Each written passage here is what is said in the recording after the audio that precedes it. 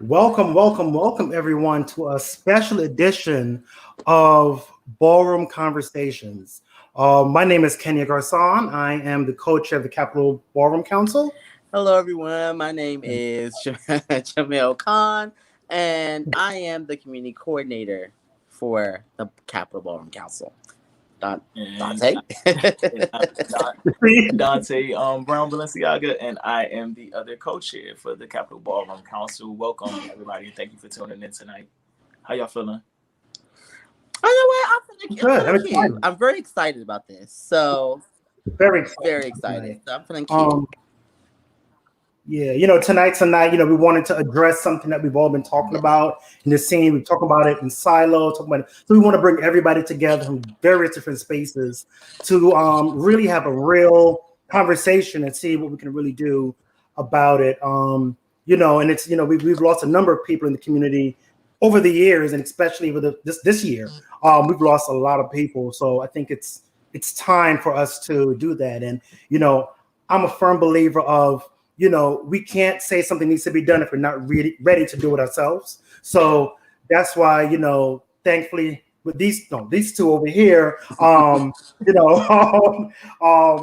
us to really switch gears, because this really wasn't even what we planned to do this month. But we felt it was important to do it. So without further ado, let's go.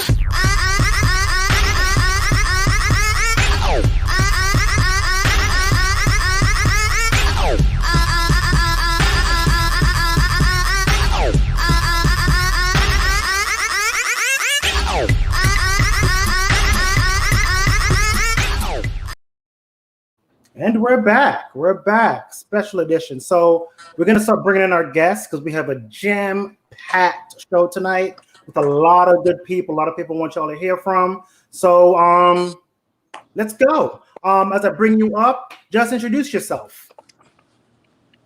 First up is Lil Tony. Yeah. Why they put me? No. Hey, what's going on, you guys? Most of you may know me. Some of you may not. It's just been eons for but I'm Little Tony. I'm not affiliated with any house. Well, not yet. But some of you know me from the DC area. So that's pretty much who I am. Awesome. Welcome. Chino? Hi, I'm Chino. Been in the scene a long time ago, and now I'm here to share my experience with you guys. Awesome. Thank you. Brother Jason Zugarson, you're a mute. Hi, I'm Jason Zugarson. You guys probably know me as a sex worker and HIV advocate for Undetectable Men, and always loud about you. I'm also the creator of the initiative Take Down Tina, which spreads awareness of within queer and trans communities of color. So, hello. Thank you. The lady of the hour, Miss Shalise. Only female in my crew. Okay. So, my name is Shalise Green Thompson. I use she, her pronouns. I identify as a Black queer femme. I am a woman in recovery, and I work as a substance use counselor in Baltimore, Maryland. Awesome. Thank you. And last but not least, Mr. Big Greg Balenciaga. Yeah. Hello. I'm Big Greg Balenciaga. You can call me BG. I've been in the scene forever as well. I'm from DC. Hello, frog in your throat? Oh. No, I do not. What's that doing? All right. So, like we said, we invited everyone together to talk. Usually we have a bunch of questions. We just have some very few questions to guide the conversation. And it's really just a time for you guys just to talk. Jamel, Dante, you have anything you want to add before we jump in? I just was going to say, for everybody watching out there, can you do us a favor and make sure that you share the live right now? We want to make sure we get the people in here so we can make sure that people are able to interact, and also so that they can get the knowledge and the information. So when y'all see me looking down, it's because it's a computer right here, and I'm actually sharing the live right now. I'm not paying the conversation. I'm trying to share the live to the different ballroom groups and everything else. So if everybody else can help to do that, just out there watching right now, that'd be great too. Shout outs to those that are already in the room watching. Yeah, Shout thank out. you. So tonight's discussion is going to be around substance use, right? And I, thank you all again for being willing to come on and share your stories. So I want to start off the question at the very beginning. What was the thing or things that contributed to substance use, your substance use? Anybody can go. Anybody can just bop. Yeah. Anybody can go. Yeah. Well, Big Greg, since you started it, then you might as well go ahead. Okay, I was already ready. Excuse me. What was the things that contribute? It was heartbreak. That really contribute, like the contributing factor to me engaging in substances the way I engaged in them for the reasons that I engaged in them. Okay.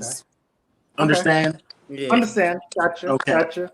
Okay. All right. Who wants to go next? I can go. Okay. So for me, it was really, as a young boy, I was shy, right? So when I started using, then all my inhibitions kind of went down.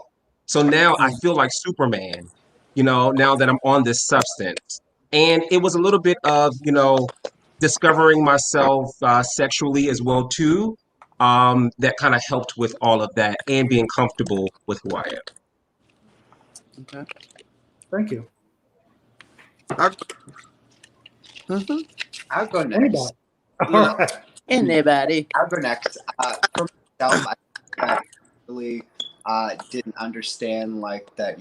Like I had value and I had purpose, and I really didn't understand myself and like why like I was substance and like now like fast forward, it's just now understanding that drugs is not to avoid a problem or to solve a problem, but it's more of an experience. So it's just being more conscious in how I engage in substance use if I decide to choose substances. So I think then I was just a little, like not informed myself, and I hadn't did the work oneself to understand why.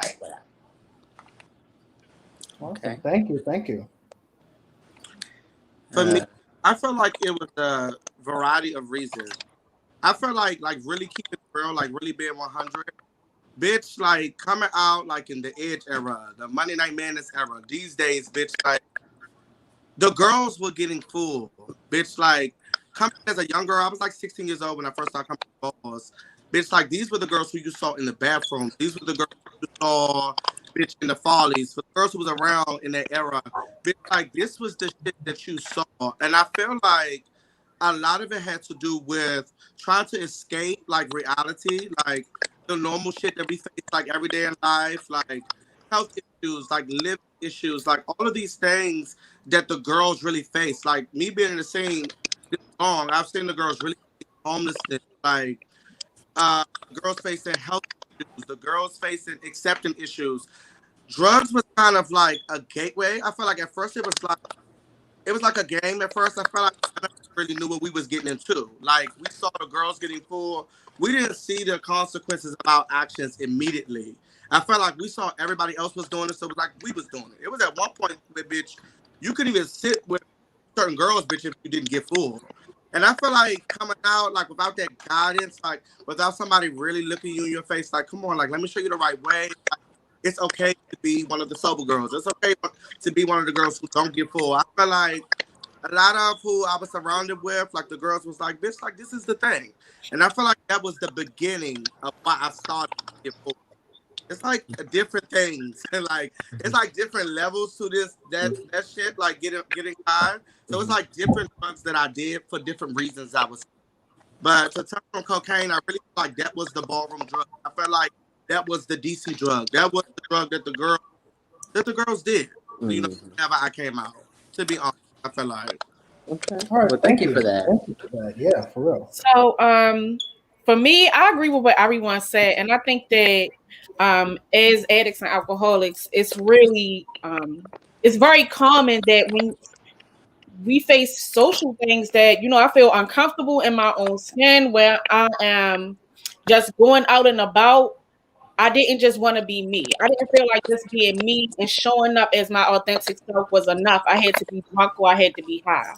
But before I ever picked up a drink or a drug, it was already in my environment. Using was learned behavior for me because I grew up with an addict as a mother. I grew up with a family that at every baby shower, birthday party, funeral, cookout, everybody's drinking, all the cousins getting high. So even though I told myself that that would never be me, I picked up those behaviors from them. So when I started using and when I started drinking, I knew how to move. I knew how to hide bottles. I knew how to sneak home in the middle of the night so nobody knew that I was high. I knew how to do all of those things because I learned from my environment before I ever started using. So thank you for sharing. One thing, if you're not speaking, just please mute your line because we're getting a little bit of feedback from somebody. Thank you for that. Thank you, all of you. Thanks all of you for sharing. Thank you. Being transparent. The next question we have is, while you were, struggling with addiction and substance use, what was life like? First it was great. At first it was great. If I could drink and get high every day and not had no consequences go around with it, I'd be drunk right now. I would be high right fucking now. But and in the beginning, you don't really think that it's anything wrong with your behavior because usually you're in a peer group where this is what everybody's doing, right? But then you start thinking like, well, why is it when everybody else go to sleep, I'm still keeping the party going, or I can't just go to the party. I gotta go to the after party. I can't just go to the bar. I gotta be there when the lights cut on. All my coworkers, all my friends left. Now I done found new people to leave the bar with and go somewhere else. You see what I'm saying? So, and then things start getting out of control, right? When you realize that I'm at work and all I'm thinking about is when am I going to get off? Because I want to get high, I want to get drunk. The bar closes at what time? No, I cannot go out to eat with you, Daddy, because I have to be at the bar before it closes. I knew what time my neighborhood bar opened. I would meet my dealer at 6 o'clock in the morning, 2 o'clock in the morning. It did not matter, right? And me as a lesbian, I did not worry about my safety at all. Inviting these strange men to know where my house was, going into other people's houses, late at night, getting high. And I'm not even thinking about the danger that I'm putting myself in. And then that was when I was trying to cut back. But when it really spiraled out of control is when my grandmother was dying. And when I heard that she had a major stroke, the first thing I did was go to the bar, get a bottle. I went to my mother's grave and I sat there and drank and cried and then drank some more and then passed out. And even then, I was really just gearing up for the end. I was really just, that's when things started to really change and got scary, and I'm doing things for money that I wouldn't normally do. I'm becoming a person that I said I would never be because I've seen those behaviors. I've seen them in my mother. Right. So at the end, I was just worn out. I was 29 and I knew I was going to die before I hit 30. I knew it. I could feel it in my fucking body, the way I felt in the morning after throwing up for about 30 minutes, right? Stopped going to work. My life was my bedroom. It was those 4 walls. It was the bar up the street. It was the dealer around the corner. And it was me Netflixing and chilling all by myself, right? And it was sad. And it was lonely. And it was painful. And it didn't stop. I didn't know how to stop myself. I cried out to my mother, to my grandmother, to my aunties, to my ancestors, because I said, like, please, like, have mercy on me. I don't know what to do. And maybe like 3 weeks after that, I actually went into treatment. I wasn't even going. My family, I had fucked up some money. really. And this is the first time I ever shared this publicly. I had fucked up some money, right? Because for some reason they thought that they should put me, the irresponsible alcoholic and drug addict, in front of my grandmother, in charge of my grandmother's finances. So I fucked up the money, and my family was really like, well, you just need to go to work, and you can just pay it back. And I was like, I called my father. I was like, look, I'm ready to go. I'm ready now. Because I realized that my family, they loved me, but they didn't know how to help me. They would have literally let me die because and that's for so many of us. Our families care about us, but they don't know what to do or what to say to really stop us, especially if addiction is in your family. It's just common to them. This is what people do, right? So yeah, that's what it was like for me. Thank you for sharing. Thank you for sharing that and being transparent. Yes. Anybody else? Yeah, for me, it was fun at first. Like the shit was fun. It was awesome. It was amazing. But then it started to become not fun. And then when the not fun came, then here comes the depression. I didn't love myself, all of my flaws that make me unique. I thought it was things that people didn't like about me. I started to look at my career. Where am I? Career wise, I should be so much further than where I am. I should have finished school. I should have, I should have, I should have, I should have. And all of those negative things were just magnified. And then I had gotten to a point where actually my first rehab, my family threw me into rehab. I didn't go on my own. I wasn't ready. So what did I do when I got out of rehab? I used some more Back, right. until I got sick and tired of being sick and tired.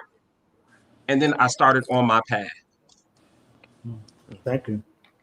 Thank you for that. Anybody? Tony? Yeah. You talking? I felt like during my addiction, I felt like a lot of things was like all over the place.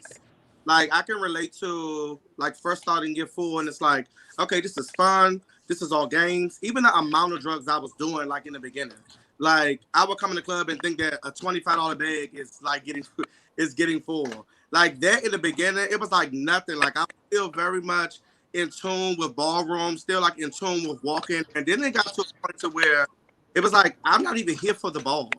Like, I'm not even here for the categories. Like, I'm not even thinking about walking this shit. It's all about the high.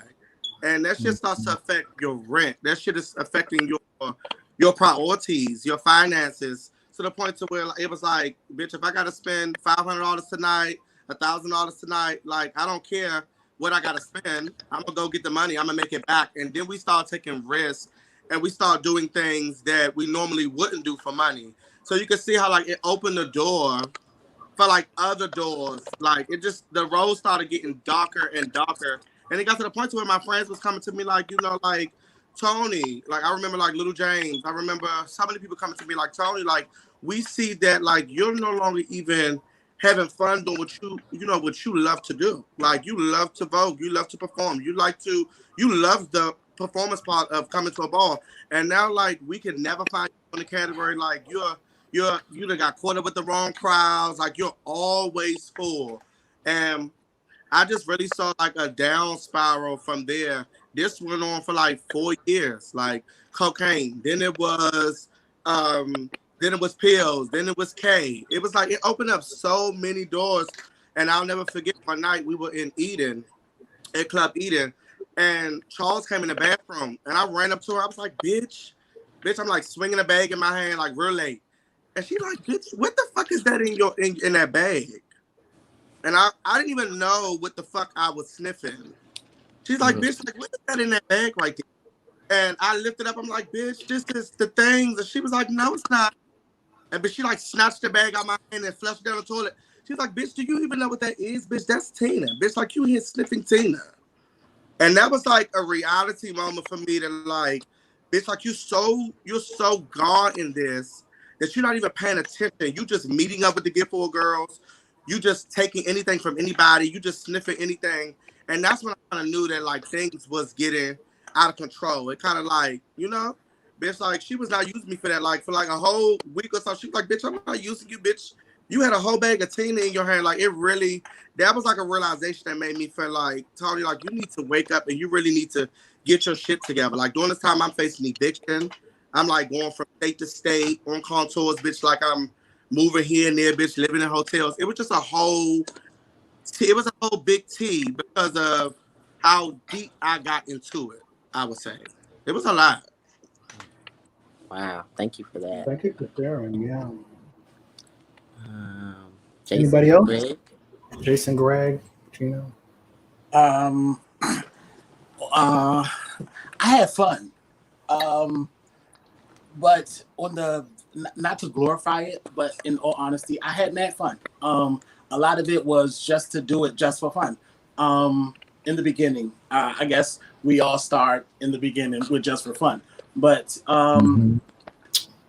I think after the second time, and I understood that during the first two times that I didn't feel the harshness of the emotions that I was feeling because of that situation. When I understood what the drug did to me, when I got a grasp of that, it was like, okay, I'm putting this aside and I'm about to do this. So the way I am is I learned something. And when I learn it, I have to figure out my shortcuts. I got to know everything about it. And once I learned everything about it, I learned different ways, and I was on a schedule. I knew that I could do it at 6, and then I'm going to work. I got shit to do. I don't have stuff to do. So I was able to cut it real close. And I became, I guess you say, functional. And like Shalice, I'm saying your name correctly, right? Yes, like the young lady said. She. Excuse me, I'm just getting nervous. Don't mind me. It's okay. Because this is like the first time like she said, she became functional.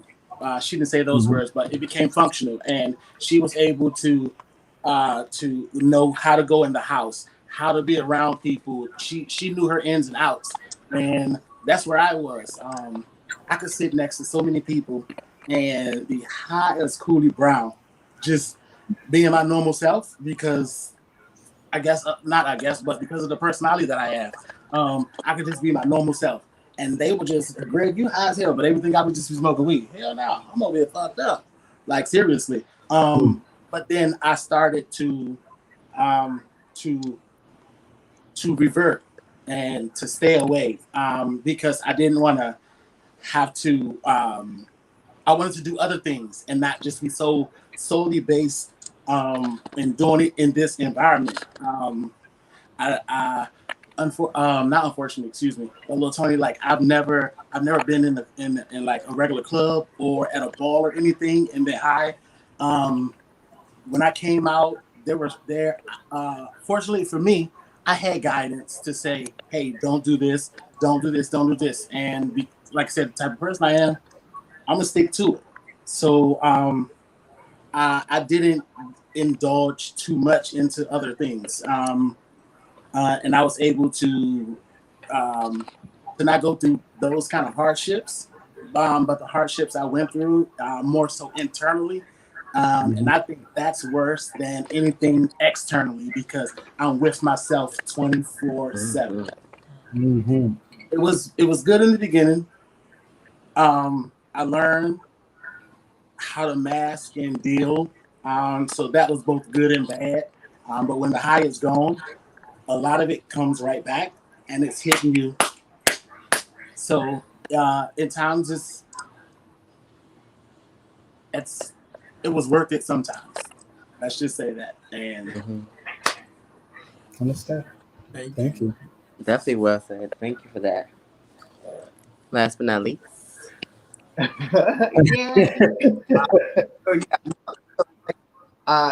In my journey, I used to like subscribe to like saying like I had addiction, but then I feel as though like when I like use that language, one when we speak about like, you know, addiction and the regards of like drug use, we always, it sounds like a negative connotation. So then it also gave room for me to like relapse because I was like, well, I'm an addict, you know, so this is the process journey. Whereas it's when I switched the narrative of like just being honest with myself and say I'm a drug user, it actually gives me an opportunity for to be like, hey, am I going to engage in drug use or am I going to do something else? And typically, you know, I am responsible for self. And I'm also the person who shows up at the event with, you know, the thermometer, the O2, I can't think of it right now, and the blood pressure monitor and everything like that. And I'm typically the person who is like caring for the person who's probably had one too many. So for me on my journey, it hasn't been anything that's really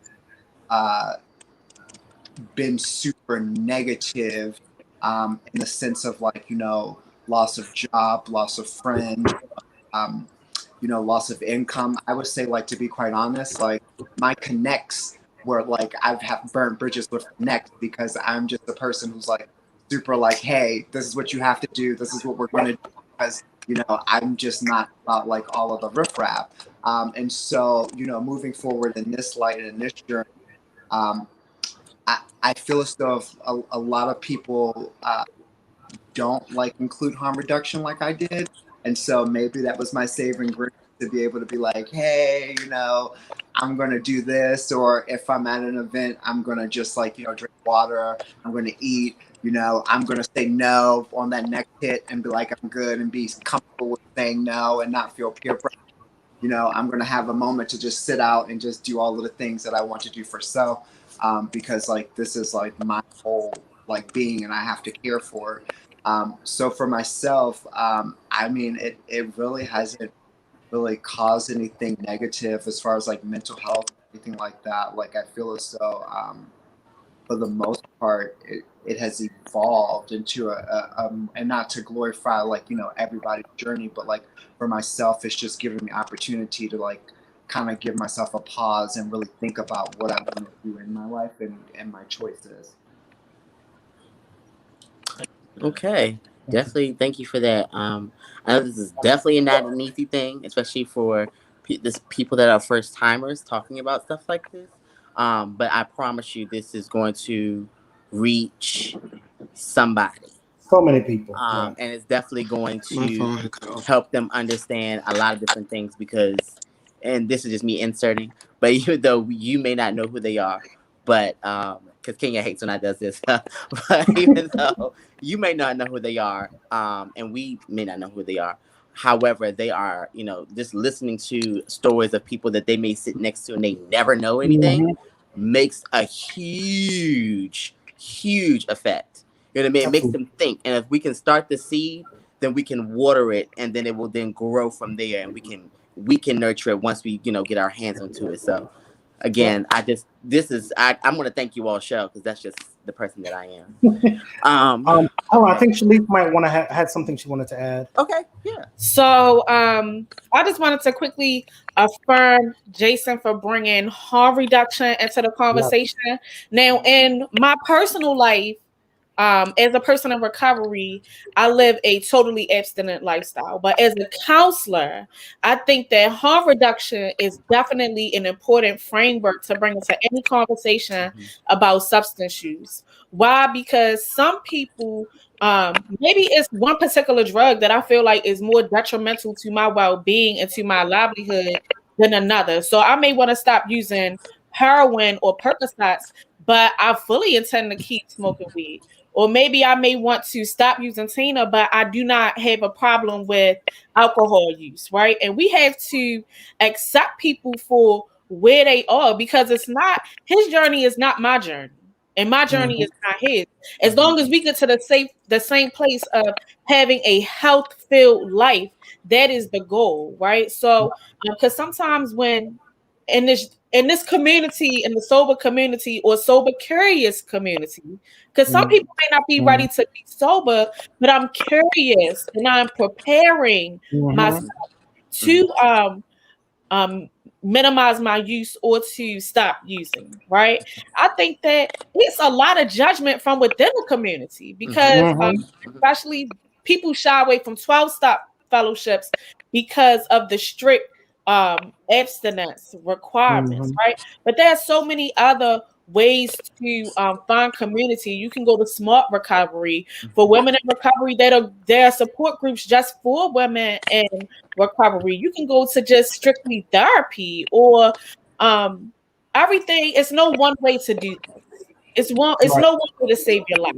Okay, anything is open to be on the table as long as we reduce the harm that is being done to you. Okay. Yep. Okay. Thank you for that. Thank you for that. Thank you Well for that. spoken. Yes.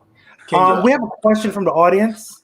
Yeah. You want to And I take think it? it's leading from the harm reduction piece that you guys talking about. And it says, Brianna, thank you for this. How do you cope with your triggers that make you want to use?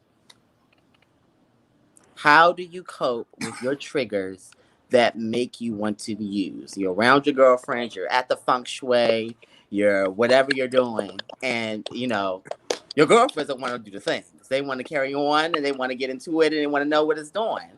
So how do you cope with that? I can jump I in. want to start with Yeah, Chino. please go ahead. Let Chino go ahead. With me, I've had a lot of therapy. So there are a lot of tools in my toolbox, right? So one, I have to figure out, well, what's the root of the craving, right? What made me have the craving? And then I process the craving. I have to sit in the craving and honor the feeling, know that it is a craving and that the feeling will pass. And once I do that, then I do something what we call play the tape forward, right? So if I do use, this is what's going to happen, right? Because time has already showed me that when I use, this happens. You know, it's insanity, right? So it's just one of those things where just sitting through, working through it, call somebody. You know, if there's somebody out there, if you have a sponsor, if you have a friend, talk through your craving, because when you talk about your craving, it then becomes powerless. You're taking power from the craving. And that's how kind of I get through my cravings. Okay. Anybody wanna jump in? I think that in the beginning, because alcohol is everywhere, right? It's a liquor store on damn near every corner. They selling it in gas stations and Walmart, right? So, I think that in the beginning, what I did is I did go to meetings, right? And I had family members who are in recovery, and those are the people that I started to gravitate to. You use the scenario that your friends want to get full, your friends want to go out, and they want you to come too. Well, first I have to ask, is this my friend? Have I disclosed to this person that I am in recovery and I am sober at this moment? And why would this person approach me and offer me drugs or alcohol? So now we have to I have to set boundaries, and that's something that I did straight out the gate. I set very firm boundaries and I was very open about the fact that I was going for treatment to make people aware. Like, I need you to hold me accountable, right? Because it's going to be times when it's going to be hard for me to hold myself accountable. Even now, almost 5 years into my journey, I still have cravings. I still get triggered, but I've learned to arrest the addiction. I put that bitch in handcuffs and I sit her in the corner and I say, no, we're not doing it. Okay, we have come too far. And the thought may cross your mind, but as you progress in your journey, you realize that, it's just a thought, and my thoughts don't control my actions, right? I can have the thought and I can move past that thought. And also, what I would encourage people to do is get moving. If you like to go to the gym and you're going to use that as your coping mechanism for triggers, then you need to have your gym bag packed at the door, so when the craving hits, okay, I'm in the car, I'm going, and by the time you get there, you're not even thinking about it, because the average craving only lasts 20 minutes. When people say I got cravings all day, it's because I'm just sitting in it. I'm just sitting around the house and all I'm thinking about is using. No, get out. It's nice as shit outside. Go to the harbor, go to the mall, go cruise, go do something. But we're not just going to sit around and think about getting high, right? And definitely, I see what y'all may say. Yeah, setting boundaries is important because you gotta let people know where you stand, and the people that's going to test you the most are your friends and your family. Your friends and your family, they're gonna be the ones that test you. You know, they're gonna be the ones that offering you a glass of wine, and you have to reassert your boundaries over and over. It's not about just making a decision, but I recommit to the decision that I made to change my life every day. Awesome. Awesome. Thank you for that. Thank you for that.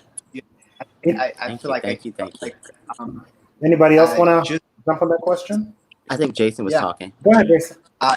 So like for me, like with like triggers, like I mean, like I'm gonna be quite honest, they're like non-existent, and it's because it's like I feel as though like we go through life and just like like oh my god, life is this, life is that, blah blah blah, la la la, and not accept like where we are in the moment, like if I'm in like for instance, if I'm back home at my mom, like I'm gonna be pissed off that I'm back home at my mom's house, but there's nothing that I can do to change that circumstance right now. So I have to sit here and be comfortable with being here and understanding that this is not forever. I feel as though as we get like, fixated on like, oh my God, I'm here. I can't believe I'm here. Or we get fixated on like the future, which drives us more insane because we're trying to now like prove a point that is just non-existent or not needed at all. Instead of just like, saying, hey, I'm here. I'm comfortable with being here because I feel as though when in an environment, especially like people who do survival sex work, like a lot of times like we get uncomfortable, I don't want to go see this person, I don't want to do this, but understanding that this is my profession, so I have to go do this for right now because I have to survive, and it's removing the negative thoughts and really trying to make a positive. It's like, okay, yes, I have to do this thing, but guess what? At the end, I'm going to make my money. That's going to better help me succeed in my life and do what I need to do to grow as a person. A lot of personal development has to be done within yourself to really understand yourself, to acknowledge what is going on in the moment. So you're not always having this out of body experience, like you are like, okay, yeah, I feel depressed, acknowledging I feel depressed and, what am I depressed about? If I need to talk to someone who's going to provide, some type of healing and not trauma, then that's a thing. But if I can there and do it myself, that's perfectly fine as well. But being able to move forward and also change the behavior and engage in things, but sitting and just being like, hey, I'm bored, I'm gonna get high, doesn't do it. Like you gotta really be proactive in your lifestyle. Thank you. Oh, okay. For me, I feel like it was a lot of prayer.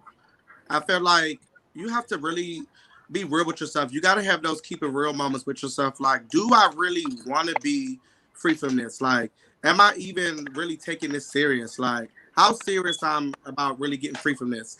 Because the temptation will always be there. Like, you're going to the ball, you know that the girl's there. Like, you know that you're not strong enough to fight it. Like, if you got to be the girl to keep your person in the car, like you got to be the girl to have. You need a support system. You need people who have the same mindset that's with you, that's going to support you in your journey of where you're going. And I feel like a lot of times, we've been with the girls. It's hard to detach from the girls because we're like, these are my friends, and I've been out with them this long. We scared of how the people going to feel, and it has absolutely nothing to do with how you move forward with taking control over your life. And it's like the girls have to understand that, okay, this is your decision. I'm not going to force this on you. I've had so many friends like in the last 10 years, like multiple gay mothers, gay sisters, bitches have died, overdosed, all kind of shit. So when shit hit home, I felt like that was one of the things that like helped me to really resist my triggers. Like I'm like, I was just sitting with this bitch last week and like she's dead. Like she was in perfect good health. Just that one bag, like that one bad batch. And it's like you gotta have a support system. If you don't got a support system, and if you know that you weak, like you gotta practice like refraining and abstaining from even coming out for a while. Bitch, for me, it was 5 years. That's how long it took for me to really get Tony together. I'm talking about like all the way, like health wise, living wise, bitch, to actually really get a real job, to actually get stable, it took that long for me to withdraw from the girls to really get myself together. So you got to know, like, if I'm not strong enough right here, I don't have no support system. Like, everybody I go to the ball with tonight is going to pass me a bag. Like, just a function I'm just not going to be able to go to. That's if you're serious about really getting yourself together. You got to choose, like, which one is more important. Like, am I more concerned with going out and having a good time and fulfilling what my little thing want to do, or like, do I really want to get myself together? So I feel like it take a lot of self-control, you know? Mhm. So I feel. Okay, thank you for that. BG, you got something to add?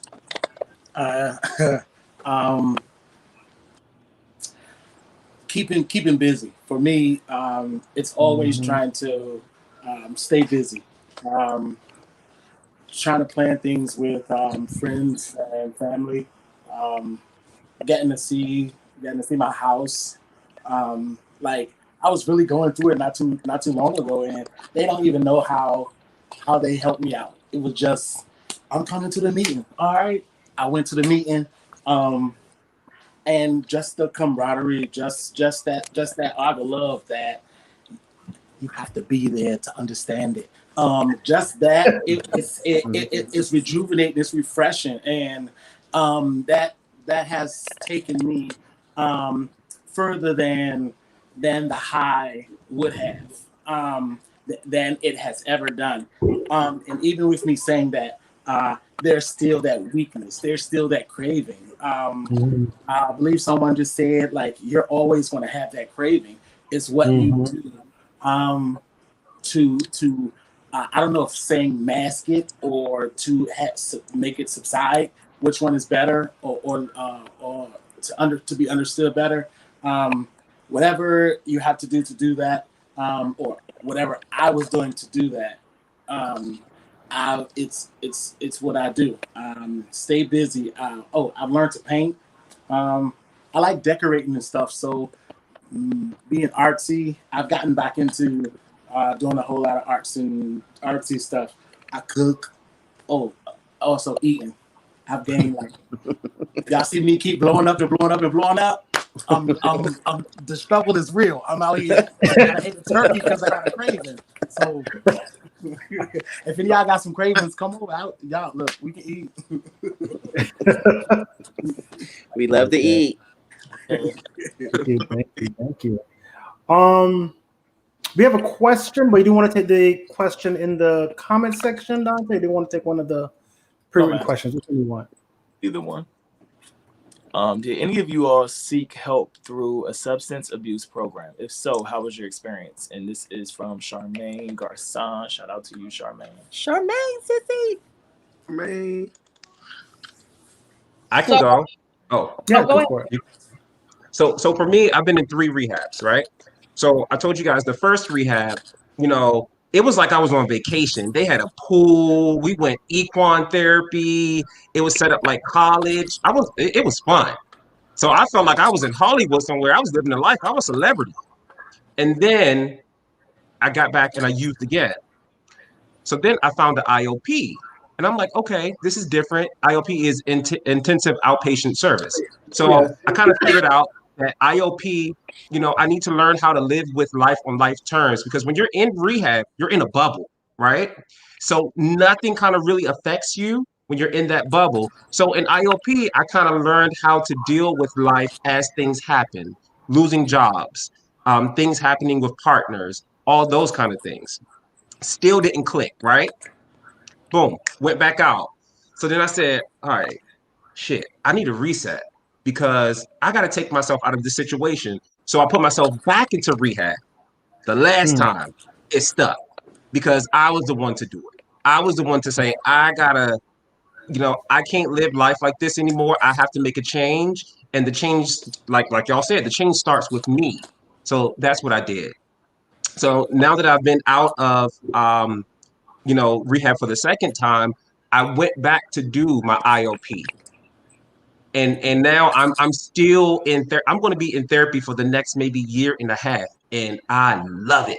I love everything about therapy. I can get my feelings out. I can get my emotions out. Nobody is judging me. Nobody is looking at what I got, what I'm wearing, or how do I look, or how do I sound. It's just an honest conversation with a group of guys. And I look forward to this meeting every week because I know that when I get off of that Zoom, right? Even if I don't feel like going, I'm going to get something. I'm going to hear something, or somebody's going to touch me, or I'm going to touch somebody with the things that I said enough that it was worth it for me to do it. Thank you for that. Thank you. Thank you, thank you, thank you. I went to treatment. I went to detox. I went to treatment. I came home and I jumped right into 12 step, and that's what's been working for me, right? But something I want to touch on is because of the community that is watching this, right? Treatment is a great option, but it's not an option that everyone has readily Yes. available, Yes. especially quality treatment program, especially for Black trans women, right? And it's important that we say that and we call that out because Yes. as a substance use counselor, when girls come through the door, it's very few programs that are going to take a trans woman at all, right? Because the idea of where to place her is going to come into question, right? Because 9 times out of 10, they will hesitate to place her into a women's house, right? Some programs have LGBTQ houses, right? Where you have everybody under the umbrella in there. But there's very few programs that have spaces that are for trans women. There are very few spaces that understand the needs of the LGBTQ community, especially the Black LGBTQ community. Black same gender loving men and Black trans women have a hard way to go in the treatment environment because you have counselors who may not be competent to treat them. You have the population who may be hostile towards them, and then you may not have accommodations for them, right? So that's definitely a vacuum right there that it needs to be addressed, right? Because when you come into treatment, it's about me talking about me, right? But a Black gay man may hesitate to talk about his experience in a men's rap, right? Or a trans woman, she may have a harder way to go connecting with the other women, right? Because the cisgender women may be hostile towards her, right? I've seen it happen so many times. So, and how the program addresses that.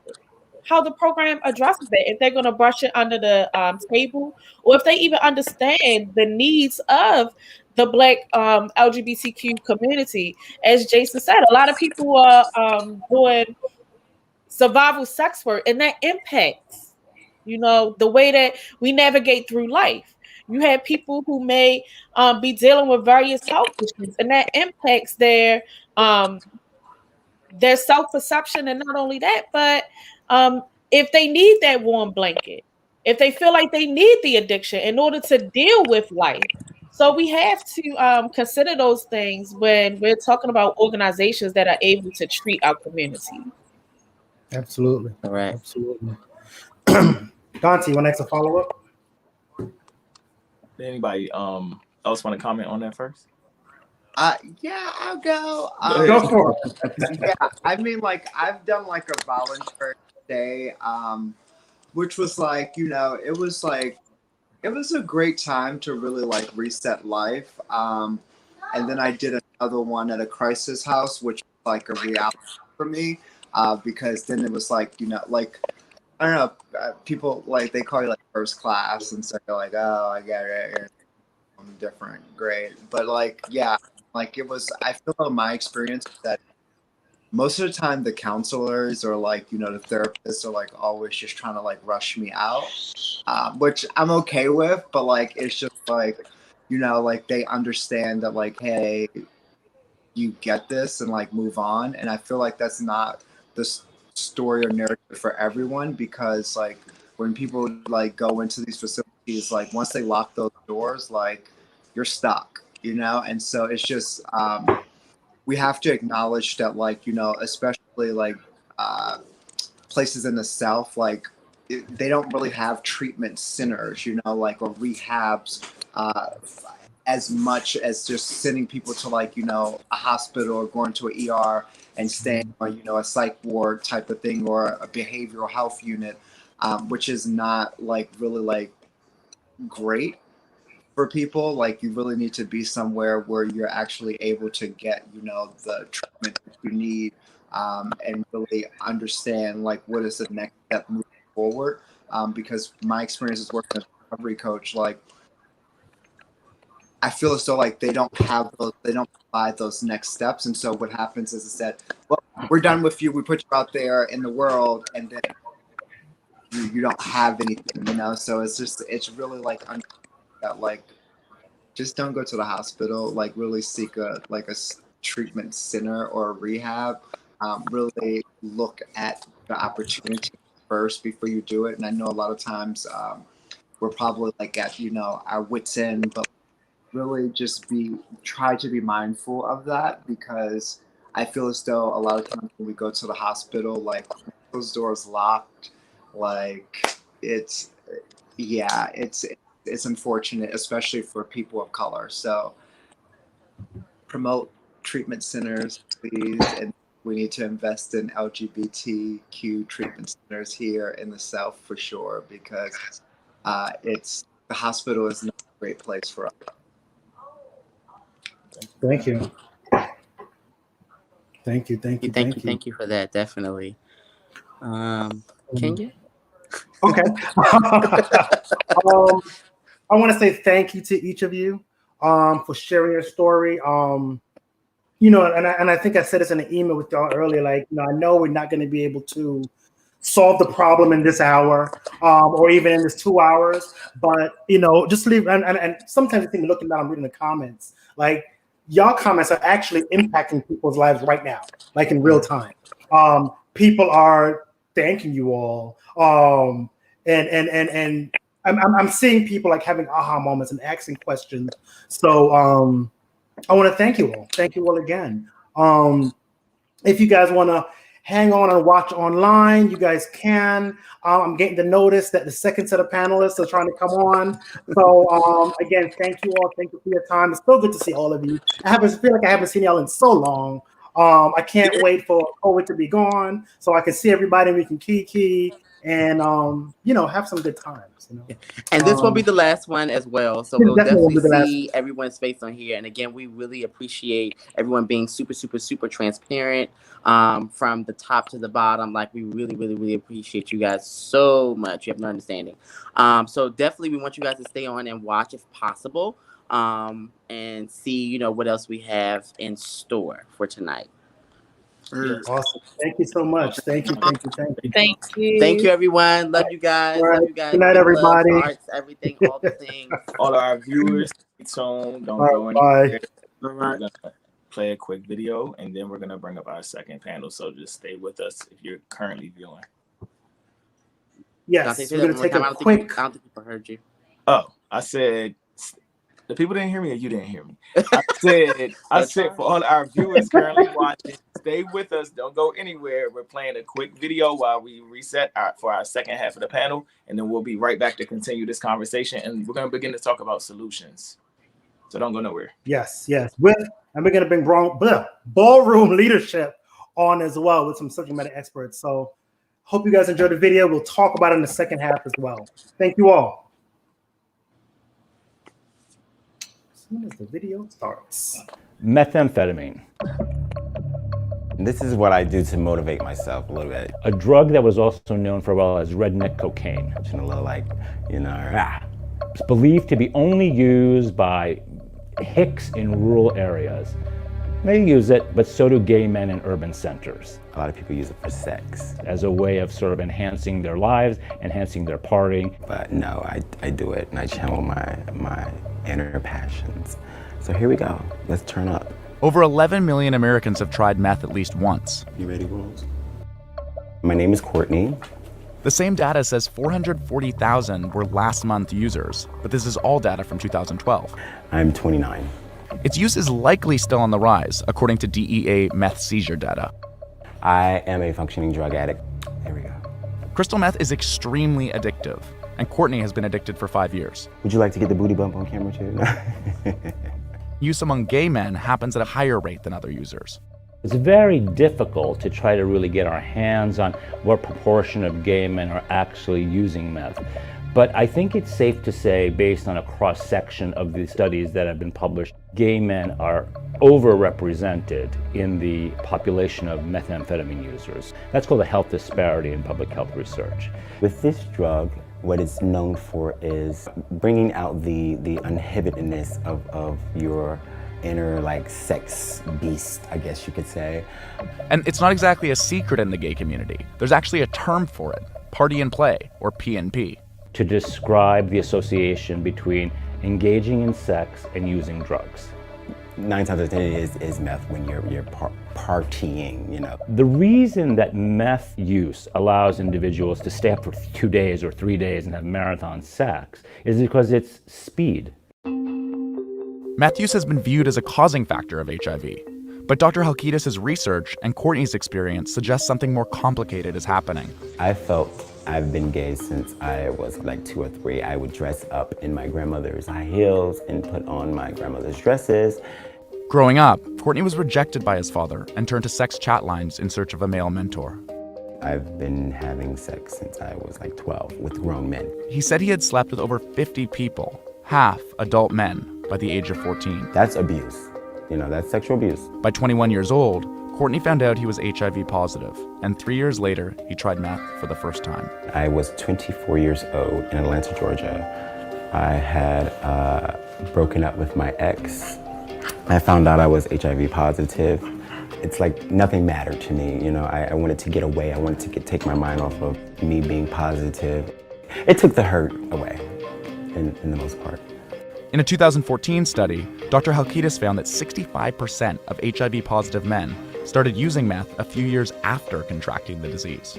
There's a theory, multiple minority stress theory, that argues the higher the number of memberships in minority groups that you have, the more likely you are to have health consequences, because you are living in a society that discriminates against you or stigmatizes you because of your race, because of your sexual orientation, because of your HIV status, and because of your economic means. And taken together, those 4 factors create a reality for someone that is not a particularly nice reality.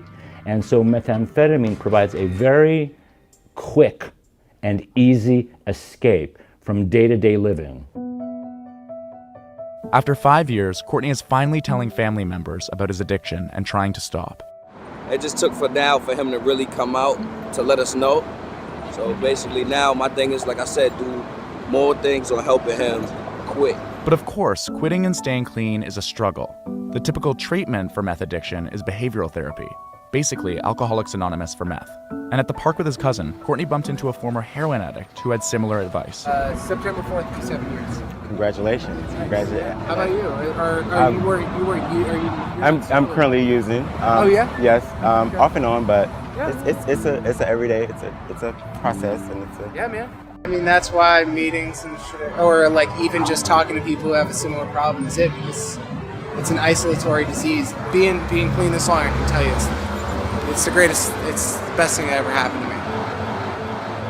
Sobriety is something that you gotta want to do. You gotta want to be sober. You gotta want to take those steps to move forward and have a functioning life. Drugs, you know, they ruin people. They ruin lives. Do you want to get sober? Of course, I will get sober. Not wanting to, I will. Again,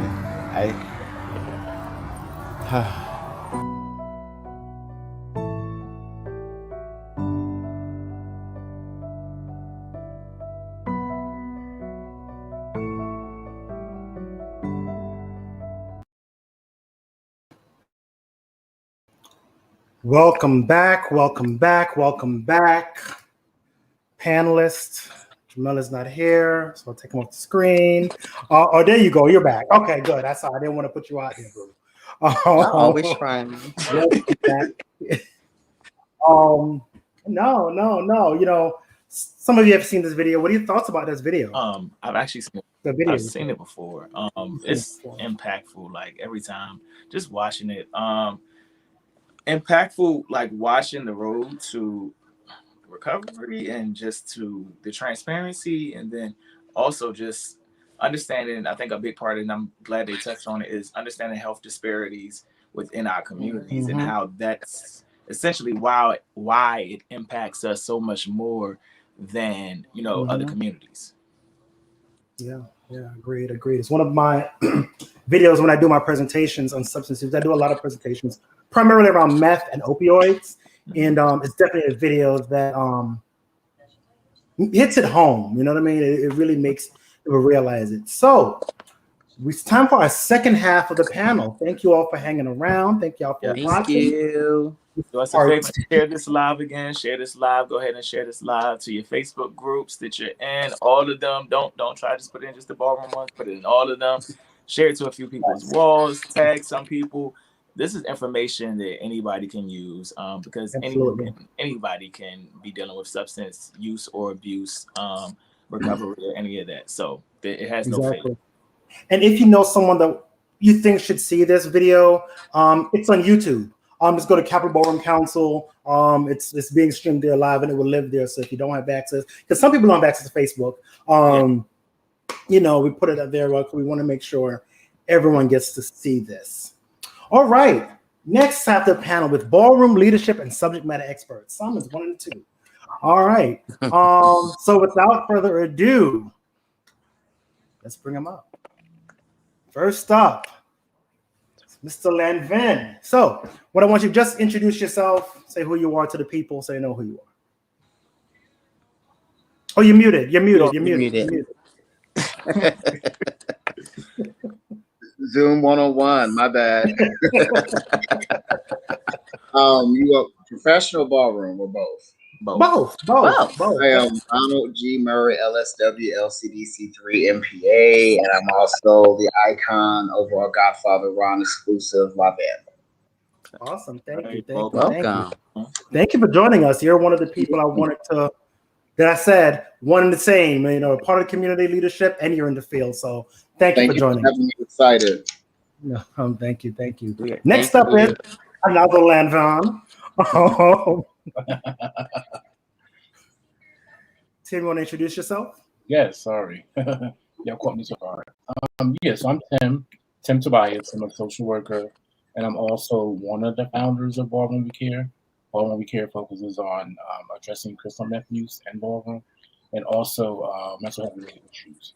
In the ballroom community, I'm Tim Lavin, been in ballroom for a number of years, and I'll just leave it at that.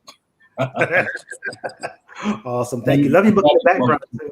Glad to be here. I got both of those books in your background. They sit right on my stuff too. Yeah, both of those. The Lavins are smart. Okay. All right. Next up, we have Grant.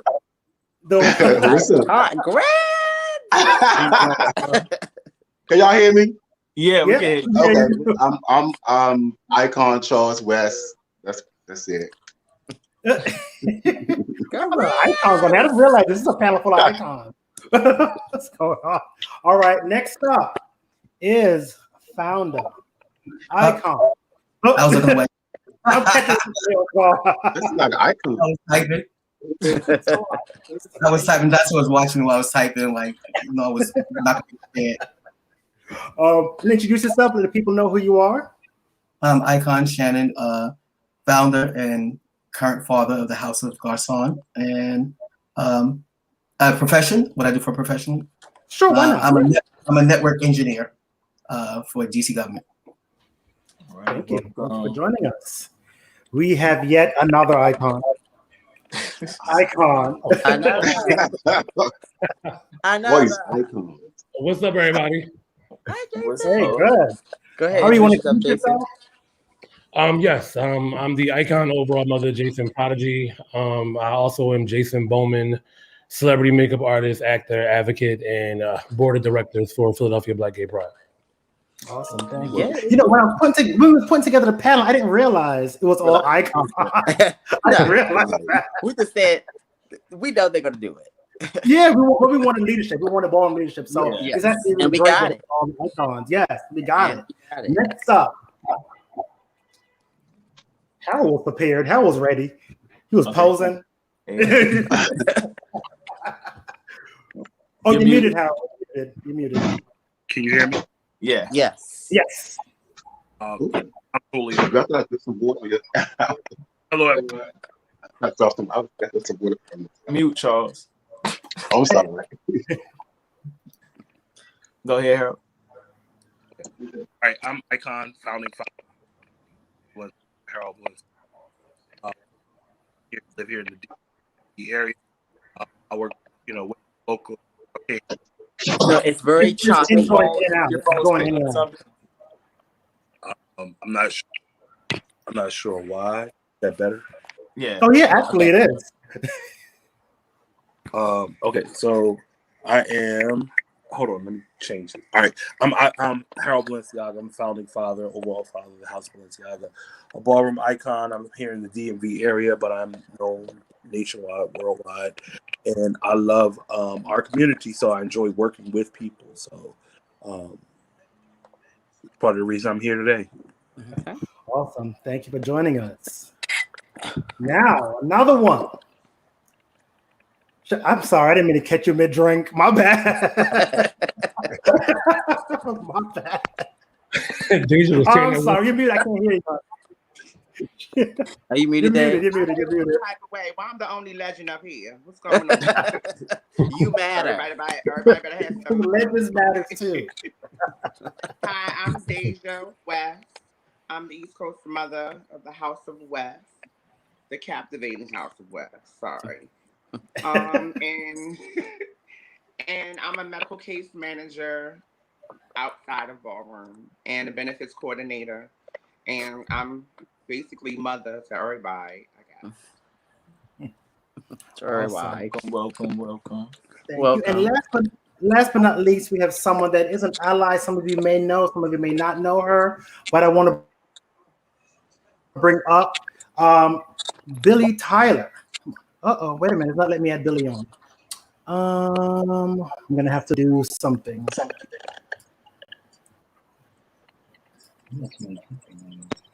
All right, there we go, Billy. Hi, everyone. Nice to be here. I feel honored. And I'm known in the community for the most part as Deja's mom. And my day job is a RN in DC and Maryland. My focus practice has always been in HIV and substance use disorder. Thank you. Awesome. Thank you. Someone, Charmaine, Billy DC, the icon is what I'm seeing popping up. Awesome. Thank you. So I don't know if you guys saw the first half. Mm-hmm. You good? What are your thoughts about that? What was your thoughts? Talk to me. Anybody can go. No. Thoughts about that first half of the panel. I saw it. It was authentic. I thought it was very authentic. It was like everybody was really open. No one held back. No one felt judged, and that was a big part. Not feeling judged and then feeling stable in a safe space. That was most important. Yes. Thank you. All right. Y'all want to chime in? Y'all want to jump into the questions? Go. All right. Go ahead. I'd like to add something that one of the things they mentioned, I've seen that before, but they mentioned for the most part some of the older methods of recovery. They don't mention harm reduction at all. And many people, even in our field, don't even know that in 2016, SAMHSA changed the gold standard, and the NAAA is not the gold standard anymore. It's medical assisted therapy or treatment. And we still have our governments put money into some of their religious-based AA programs, and also into the 28-day treatment programs, even though SAMHSA says they're not, they're no longer the gold standard, that they don't work. They've had the proof for 20 years, but they finally admitted it. And the reason that the government uses the AA and NA programs so widely is because it doesn't cost them anything. It's free. Medical assisted therapy costs a lot of money. And they're getting on board in DC. We've got some programs now, but they're not advertised. And a lot of the all of the older messages are still out there for treatments that we know are not evidence-based or science-based. Okay. Thank you for that, Billy. Mm-hmm.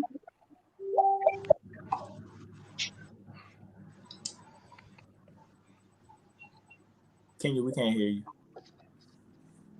No. I muted my damn self. All right. So the first question I have for you all. Before you go, if y'all aren't speaking, just mute yourselves because it's a little bit of feedback coming from somewhere. All right, that's on. Awesome. All right. I was making sure I'm plugging up my mic just in case it was my mic. So the question I have for you all is, how do you address substance use in your house and social circles? And anybody can go. I'll go. Well, with the House of Balenciaga, can y'all hear me first and foremost? Yeah, so with the House of Balenciaga, we use Facebook as our central medium of communication.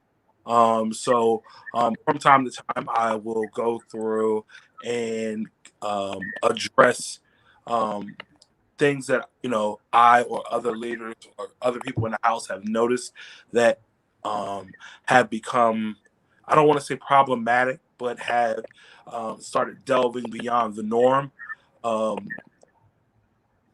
One of the things I think as a leader, you ideally, in a perfect world, you want to, nobody's doing this, no.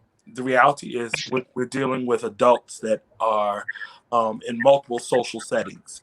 So substance use is something that, whether it's alcohol, marijuana, or any other substances is probably a reality that you're going to have to understand that people that you associate with use. So my conversation always stems around just trying to make sure people are mindful of their intake, kind of sharing safe tips. You hear of something that's going on, like a particular trend that's happening, whether there's like a bad batch of a particular substance on the market, you kind of share that information. I feel it's important to make it so that people can feel that they can come to you and communicate with you and other leaders in regard to where they are. I can speak. Well, my thing is, for us. Go ahead, Charles. Okay, well, I have this thing where I may want to know, where did you get it? What are you doing to stay safe? Because my thing is this, though, I don't like getting high with or around people that are younger than me. But when I see something, I'm like, well, where'd you get that from? Well, I have questions like, okay, how long have you been getting high? Go sit in the corner. Maybe we should drink some water. And I've been told I'm grown, but I seriously believe in, like, sometimes I feel like your body knows when you should take a break from things. And sometimes when younger people just starting to get high, they don't know the signs. So I'm not advocating or glamorizing anything. I'm just trying to save their life. So it's like, maybe you should do this, maybe you should do that. But I do know the thing where it's like people have the thing where they are grown and you can't stop them. But I try to give safety tips: drink some water, maybe drink take some Gatorade, go outside, walk around in circles, do something. Like just like to just take care of yourself. I think for us in Lavin, it's kind of a slippery slope for me being a clinician, social worker, and also part of the house. Is like Harold said, I try to create a safe space and not judge anybody. And the one thing that I definitely practice is I'm a believer of harm reduction. I'm a believer in that bag you did shouldn't be your last bag. So I'm a believer in when I go to the balls, I have fentanyl testing kits in my bag. I have Narcan kits in the bag. I'm okay with showing you how it is. I'm okay with slipping in your hand if I know you're dipping off to the bathroom and you act like nobody can see you. I'm okay with, you know how your grandmother used to pass you a 20? I'll hit you with one of the Narcan testing kits.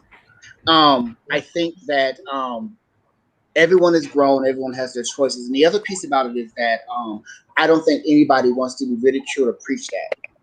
And so I think that when you get to a certain point when the members, I call them kids. The kids in the house definitely have a certain respect for certain leaders in the house and elders in the house, just like they would have respect for their leaders and elders of their biological family. So there's certain things they're going to be uncomfortable to come to you about. Creating that space or even addressing them, I think that sometimes you also have to be able to have them mad at you for asking the right questions. Sometimes we want to be their friends sometimes, but you don't know if that question you're asking them is going to be the question that saves their lives. Or they may be pissed at you for a few minutes of time, but having that dialogue about what that use looks like. I've never done the drugs myself. I've been a counselor for almost 20 years. However, I'm still amazed today when I hear about this stuff that some of the kids that are my personal gay children, the house children, when they were doing it, I didn't recognize the signs because the only time I was interacting with them was in Ballroom. And I realized that I had a certain type of lens on that I had to take off so that I can understand what they were going through and meet them where they're at and help them get those needs met. Me in the House of Prodigy, I've tried and did everything that Harold, Charles, and Ron has said. And I take it a step further. I actually go to the dealers because, in the community, we know who the dealers are. And, I had a child, have someone in my house that, is battling drug addiction. And I went to the dealer and was just like, hey, don't give them nothing else. Like, you already know what's going on. You know what they're dealing with. You see them deteriorate and you see where they're going to prevent that stop. And they stopped. Then it became a situation where they were getting their girlfriend or they sister, they auntie to go get it for them. So though it just diverted them shortly, at least I kind of like took the initiative to go to the dealer and was just like, hey, like, look. And for me, it was very hard because, everybody in Ballroom knows Lavish Prodigy passed away from a drug overdose. And Lavish was only 19 years old. And, trying to, do the harm reduction, trying to navigate through everything, it was still rough because I still felt like he slipped through my hands. And, I look at all of us on this panel right now, I see how Charles has managed to navigate and do things his way to, like talk about it. So it becomes like a regular conversation. Like, even me at one time, I used to be judgy before I started actually using and indulging in party drugs, going to Exit, going to Twilo, going to Nations, being young. But for me, it was a wake-up call when I started to watch myself look crazy when I was balls. So I will always reference those kind of conversations to my house kids and be like, it was a clip. I'm not going to say the clip, but it's a clip from like 2004. I had walked face and I was on like 4 E-pills and I looked crazy. So I always showed them that video and was like, do you see how crazy I look? I thought I was eating it, but I wasn't eating it. Like in my head, I thought I was eating it, but in reality, I was looking crazy. So to prevent y'all from looking like this is what y'all think y'all eating it, but y'all really not. And I always come from a place of honesty with all of my members, whether they're quote unquote our kids or my brothers and sisters. Like, I kind of have that open dialogue with them. So usually if I pick up the phone, I'm like, you getting high? What's going on? They'll be like, and they'll just talk about it. Thank you for that. Thank you. Anybody else want to chime in? For me, it's a bit different because I do speak about it often, and because I speak about it often, everybody will hide from me. Nobody gonna let me know nothing. They'll see me coming to the bathroom. They'll search away because they know I'm sorry. I'm gonna read. I'm gonna read. Some of the kids need to be read because that's the only way they'll pay any attention or you'll get a reaction out of them. Sometimes that little pat on the hand, like, baby, what are you doing? Where did you get that from? You shouldn't be doing that. You give them all of that, and then you come back to the next function, and mama's still in the bathroom sniffing the box of soap. So it's like Thank you. It's different from me. Shannon? Yeah, I'm at kind of at the other end of the spectrum. I never used drugs. I was a drinker. When I was young, I used to drink a lot, so bad where it would change my behavior, make me a little more violent, and I kind of stopped that. So I don't drink as much. But my stance on drug kind of affects me from my childhood. Both my parents were heroin addicts, and from 9, I had to take care of my parents and my brothers and sisters in and out of foster care. So I missed my childhood because of drugs, and that kind of shaped my whole attitude on drugs. I call it, the kids kind of laugh because they call me the wet blanket. And if I come into a room and everybody's using drugs, everybody sits up straight and hides and everything like that. And I know who's doing it. I know what's going on. I'm not gonna lie. I like the respect because they know how my stance is on it. I tell them, treat me the same way as if your mother, your grandmother came into the room. So if they're doing drugs, you wouldn't do it. Don't do it in front of me. I don't allow it in my house. Usually by the time it gets to me, where the kids in the house have gotten, it becomes a problem. It's way out of hand, like Hollis. And like Jason had a story. Hollis was my story, where it was someone who was on meth, and everyone who was in the house around me. I tried everything to get him to get off it. Try to go to rehab, not enable him because he had no way he was doing things. But unfortunately, he OD'd, homeless, and I've never been. Everything has affected that because I felt like I was hopeless and I was helpless. That I saw this person in my space going down in front of me. I watched him, his just descent, and it was just so real, and there was nothing I can do. As a parent, he was a parent. I took away the position from him. We stopped having meetings there. We try to do everything to kind of get him to go to rehab, but stop enabling him to do the drugs and making it easy for him. But it didn't work. So my stance is kind of, I know what you do. I'm here for your help, but as everyone said, they're adults. But respect my space. Don't do it in my space right here, because it's just not something I want in my space. Thank you for that.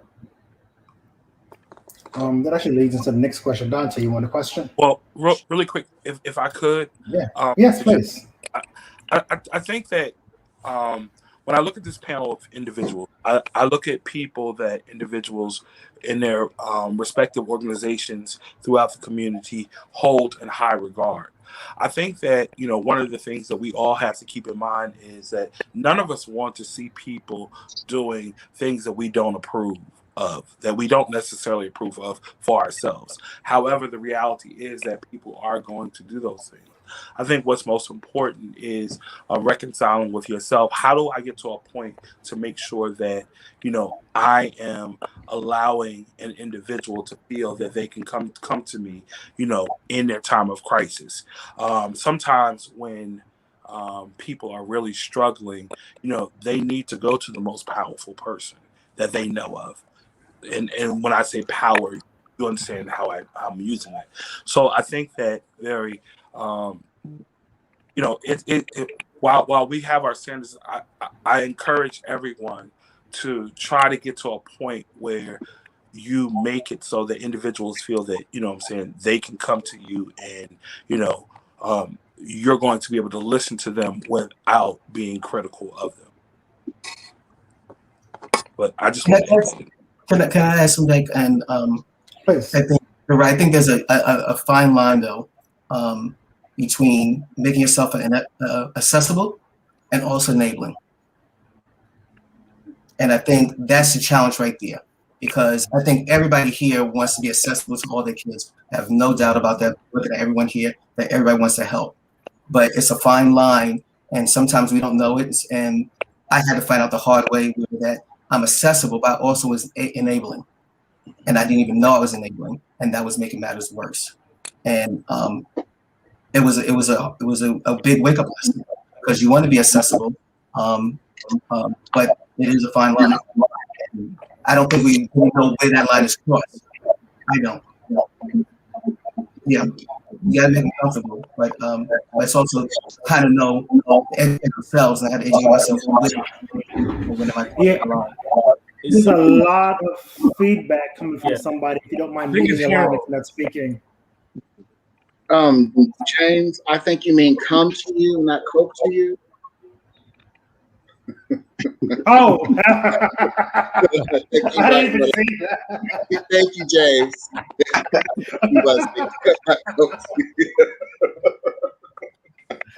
Oops.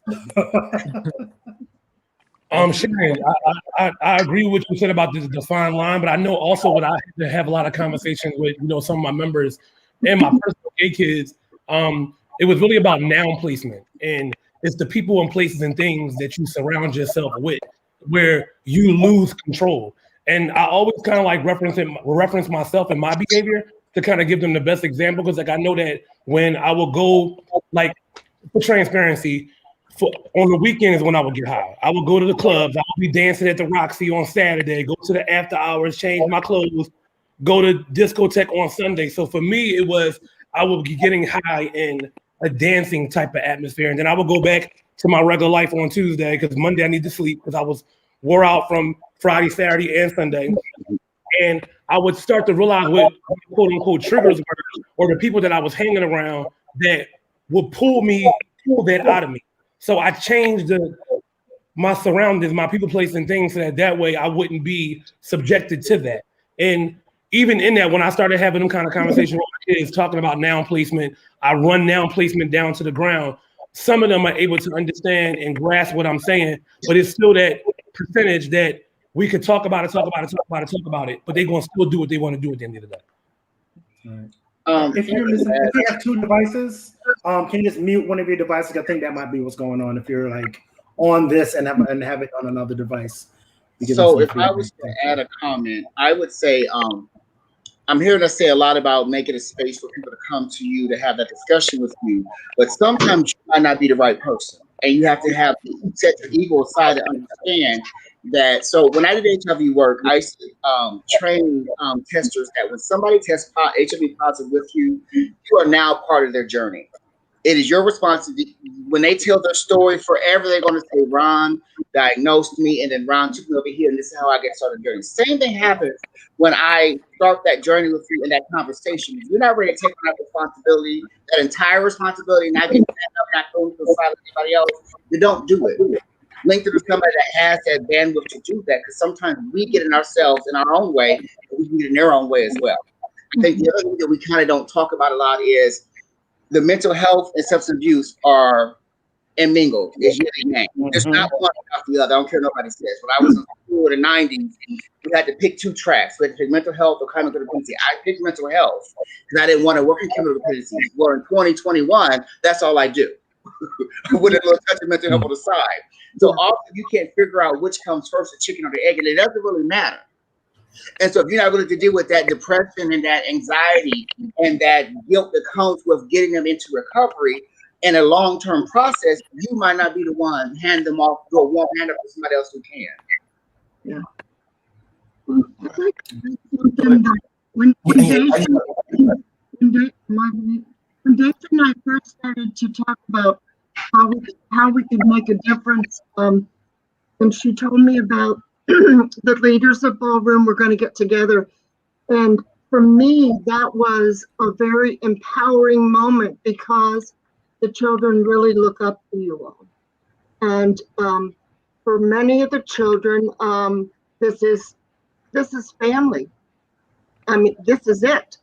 And so, like Racine said in the chat, she said, we have to talk about mental health.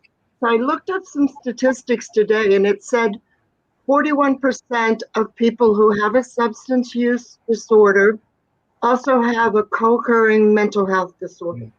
And it usually hasn't been addressed in any way. And I like to call myself the official stalker on Facebook, because I stalk the children so that I know what's going on when they come in to talk to me. I already know what happened. I already know what they use. And I don't hide the fact that I am a victim of substance use disorder. I was a heroin addict for 14 years, and I was a harm reductionist before I ever went to nursing school. So from my perspective, there were a lot of things that came across my path, but harm reduction allowed me to have choices and take part in my own life. Prior to that, it was, you have to go to detox. You need to quit using. It was all these mandatory things, and it was never, well, here's what we have to offer. We've got abstinence, we've got harm reduction, you can go into detox, you can do an outpatient program. We have all these options, and then talk to somebody who's been through one of these options, and then let them make their decision. But my observation from our children in DC and some in Baltimore is that they're not yet what I call chaotic, using chaotically. Now, there are some older in our community that are, in the ballroom, that are chaotic users. But the majority of our kids from my stalking are not. And I think that that gives all of us the opportunity to change their lives. And I love the idea that there's test strips at the ballroom events. We should always have fentanyl strips. We should always have Narcan. And if you all are ever without, please let me know, and I will make sure that you have it and have what you need to test anything. Because I've met with the lieutenant from Ward 8, and he told me that they tested every drug that they confiscated, from weed to heroin, and everything has fentanyl in it. And the point is that the fentanyl doesn't always take a lot.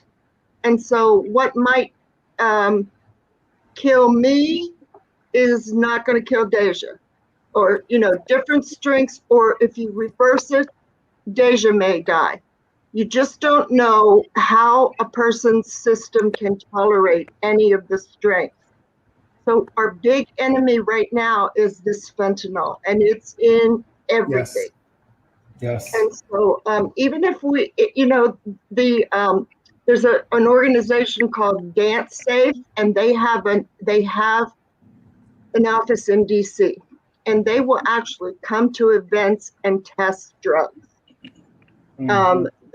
They started out in like the rave communities out in California and on the West Coast, but they now have a DC office, and they, someone like that can even come and test drugs for people at the event. But I think the most important thing we can do is listen. My experience with some of the children is that no one in their life has ever listened. And whether it's a confession or it's, I did this and it's funny, whatever it is, we can listen, and then collectively, you all as leaders are the impact that's going to change this. And the fact that you're even on the video, it just makes me feel amazing that you care about the children. It's not just me and Deja. Thank you. Yeah, and we want to thank y'all too again for taking time from y'all schedule, because it's not early in the day either. So thank y'all for being here again too for this conversation. Yeah, I want to speak. Yeah, go ahead. So yes, I totally agree with a few things you just said. You definitely have to listen. And I am all for stalking the children on social media. If anybody saw the last community event we did, that's something that we we kind of highlighted, but we said that we would do it as a task force, as a team, right? Just mainly just being aware of what you see on social media, and if it looks a little troublesome, then you have a way to reach out to that person. So I'm all for that. But I've never heard the term chaotic. Yeah, that's interesting. I never heard that. But what I want to go back to the first question, and I just wanted to say, and it was said a couple of times on here about creating safe spaces and building trusting relationships.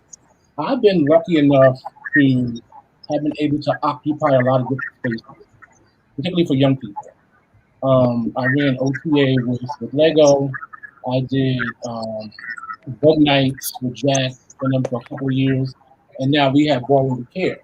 So that made it a little bit easier for me where people actually come to me, right? So I don't often have to reach out to people to have those discussions. They come to me. One of the things that I'm noticing too, and also too, that's when we talk about creating that safe space, I think because they see me in so many different spaces, you know what I mean? We've been able to develop a relationship. They feel safe enough to reach out to me. But in addition to that, this was also said as well, most of the people that reach out to me just want an ear to listen. They just want somebody to listen to them. They don't want nobody to judge them. They may not even want any resources. They just want you to listen.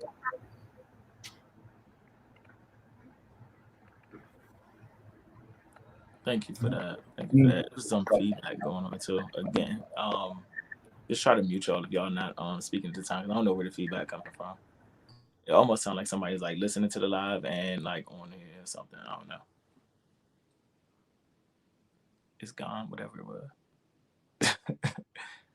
You want to give me the next question? Here for the next question? Yeah. So why do you all think it's so hard for the ballroom community to effectively address substance use? I know we talked about, and many of you have said, you know, that one of the main things you hear is I'm grown, and that could be one of the reasons. But why else do you think it's so hard for us as a community, more so as leaders of the ballroom community, to effectively address substance use? Status in ballroom, the status. Hello? Status in ballroom. Go ahead. That is based on status. Go ahead, Charles. Me? Okay. I feel as though, okay, I always say myself, me being a functioning addict, someone that, you know, indulges in drugs, stuff like that. It's hard sometimes when people think that I'm probably not the right messenger, because you know how open I am with my use. So it's hard to say to someone, listen to me, when they see you a certain kind of way. So it's like, even though you may have good advice for them, or you do something that you've been through, or you survived, you've lived through, because you're not the right messenger, they don't want to hear. Some things you should check, you should be saying after period. But it doesn't always work. If I've been through this, if I've survived this, if I've seen my friends survive this, I have something important to say. And sometimes it's the stigma of the person that's delivering the message that people don't really want to hear. So that's kind of hard as well. I think so if I'm being real here, I think the biggest issue that we can effectively address substance use or abuse is because a lot of individuals in ballroom are scared to tell people the truth. A lot of people in ballroom don't want to take responsibility for the monster they created, for lack of a better word. When they was 15, 16, and you took them on tour with you and gave them their first bag, and they're raging out of control doing crystal methamphetamine, you don't want to take responsibility because your conscience is affected. And you have to know that's not me. They went too far. I remember in 2019 when quite a few people who died and overdosed, and some people were on crystal methamphetamine. I was having a debate on Facebook and telling someone, well, crystal methamphetamine does the same thing to the brain that cocaine does. It's just 200% more. And it's the withdrawal was longer and the effects are longer. So when you shared that bag with them in a club and that wasn't enough for them, another thing started kicking in, they went to the next level. You let them go. Like I had a conversation with one of my kids when I was at a ball in Atlanta, and he was over one of his brother's houses, and he kept saying, "Oh my God, Dad, there's like bags of coke all over the house," and he just keep going. Bitch, you ain't say nothing.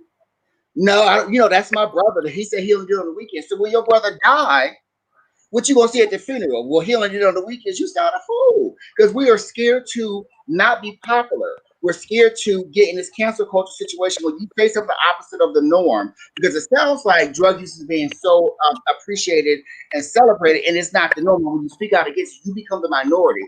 You're the one judging. And there's a way to say, hey, there are other options without sounding judgy, but some people don't want to hear that. The minute somebody says, ooh, child, I'm going to have my last meal tonight at 1 o'clock, everybody kicks and says, oh, me too, girl, blah, blah, blah, call the man. These jokes and things, we don't want to not be popular. We don't want to be ostracized. At the same time, we're scared to speak up because we don't want to be canceled, and we want everybody wants to be liked.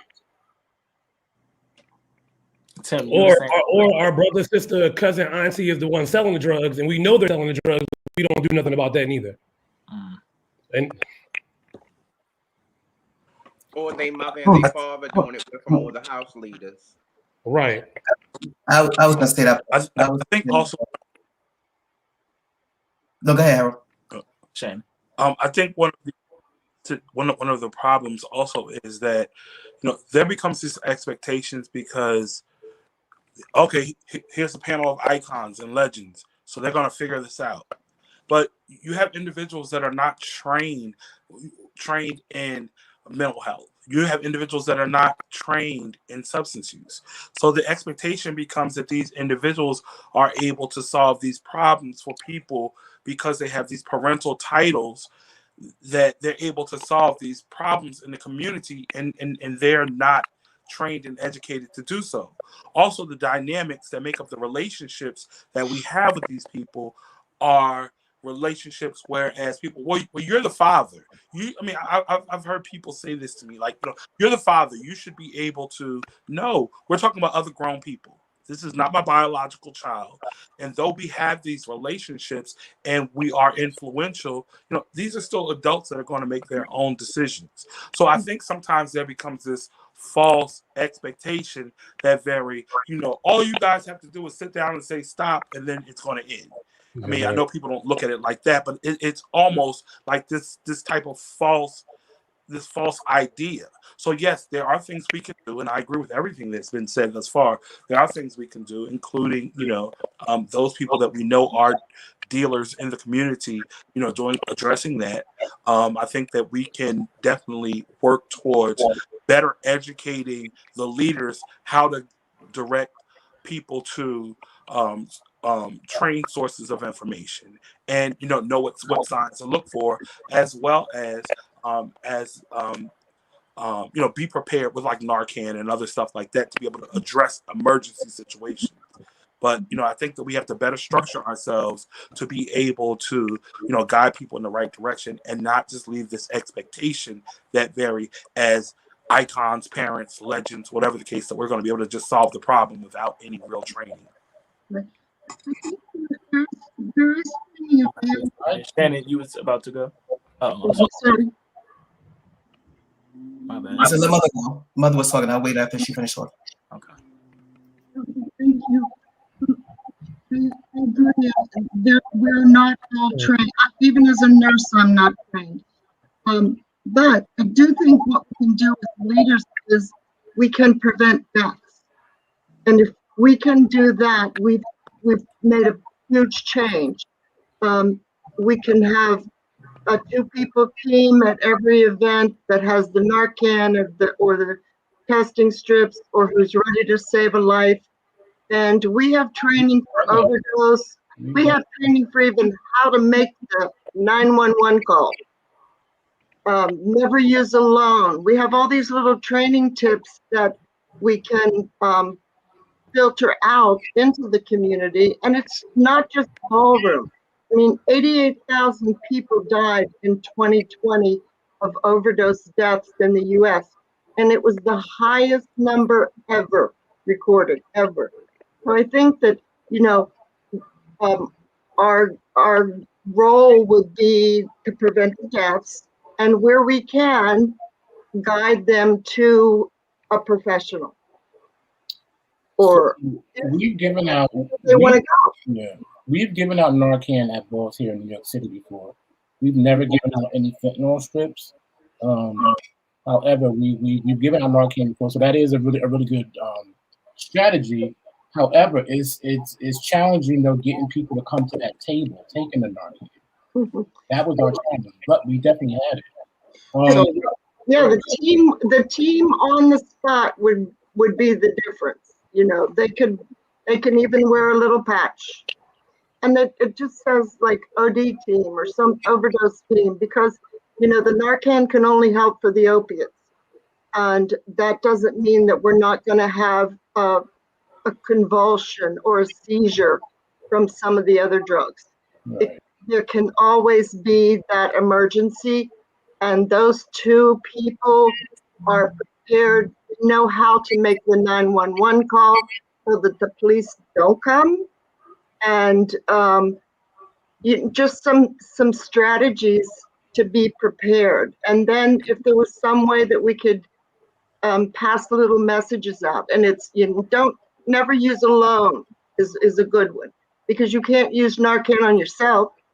You know, I think that this is a good starting point, and that we could do some bullet points of where you as leaders want to take this. And I totally agree. You know, none of us is a psychiatrist, and I don't know about substance use disorder, but it's a journey. But I think we might be the first step. Oh, Miss Billy, you taking all my stuff. That's my skill at work. Billy going into my next question. Yeah, I'm talking about my clients. You use a designated partner, have a designated youth partner, because you can't use Narcan on yourself. I think, Tim, to your point, what I would do when we have a health department at our balls here, I train the health department, stop standing behind a damn table. Nobody's grabbing the damn condoms. Nobody, even in 2021, nobody's grabbing the condom off the table. Somebody's sitting there. Move from the table or go around and put the stuff on the table. There's certain, I know I'm in Ohio, so I'm in the bed of opiate addiction. We're third in the country.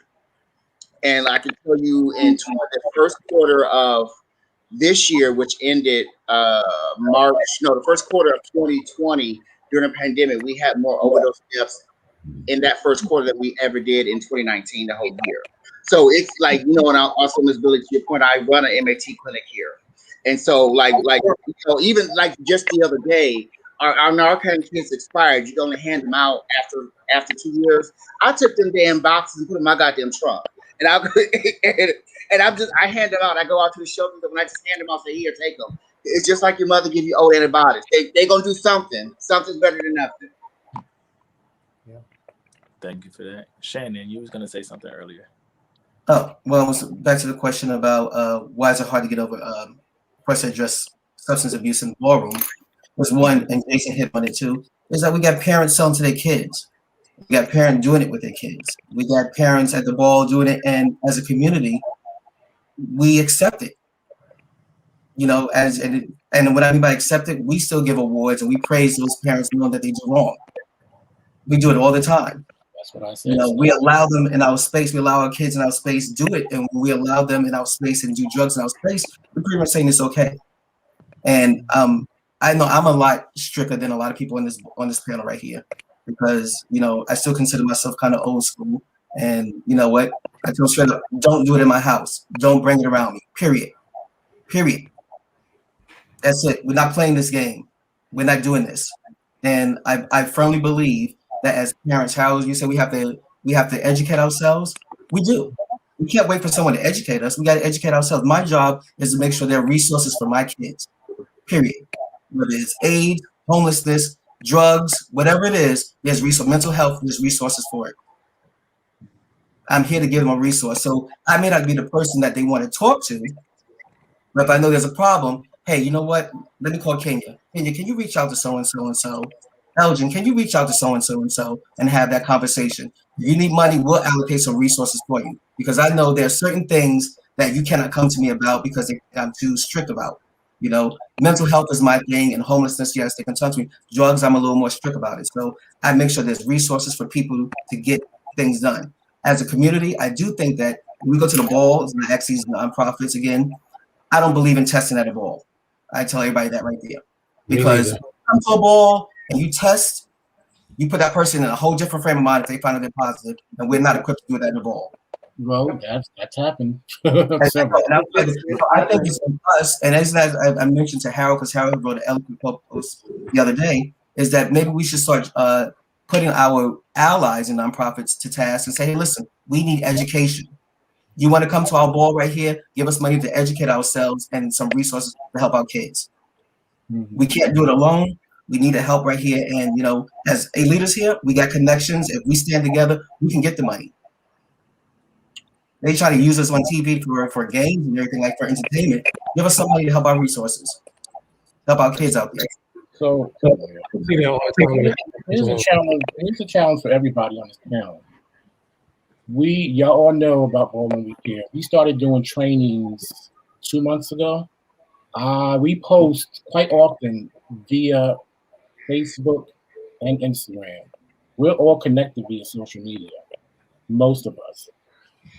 Most of the people who reached out to me for training are people who are not involved, people who are working at agencies, right, wanting us to come in and train their staff members. We hardly, since we've been doing it, again, for a few months, I think one person from Ballroom, maybe two people from Ballroom reached out to us to schedule a free crystal meth training. So I think that that's very important. And I think that, again, challenge not only the panel, but the people who are listening, right? Because I also think, too, and to Shannon's point, it's also important to educate the community, because I don't think a lot of people know what's in crystal meth.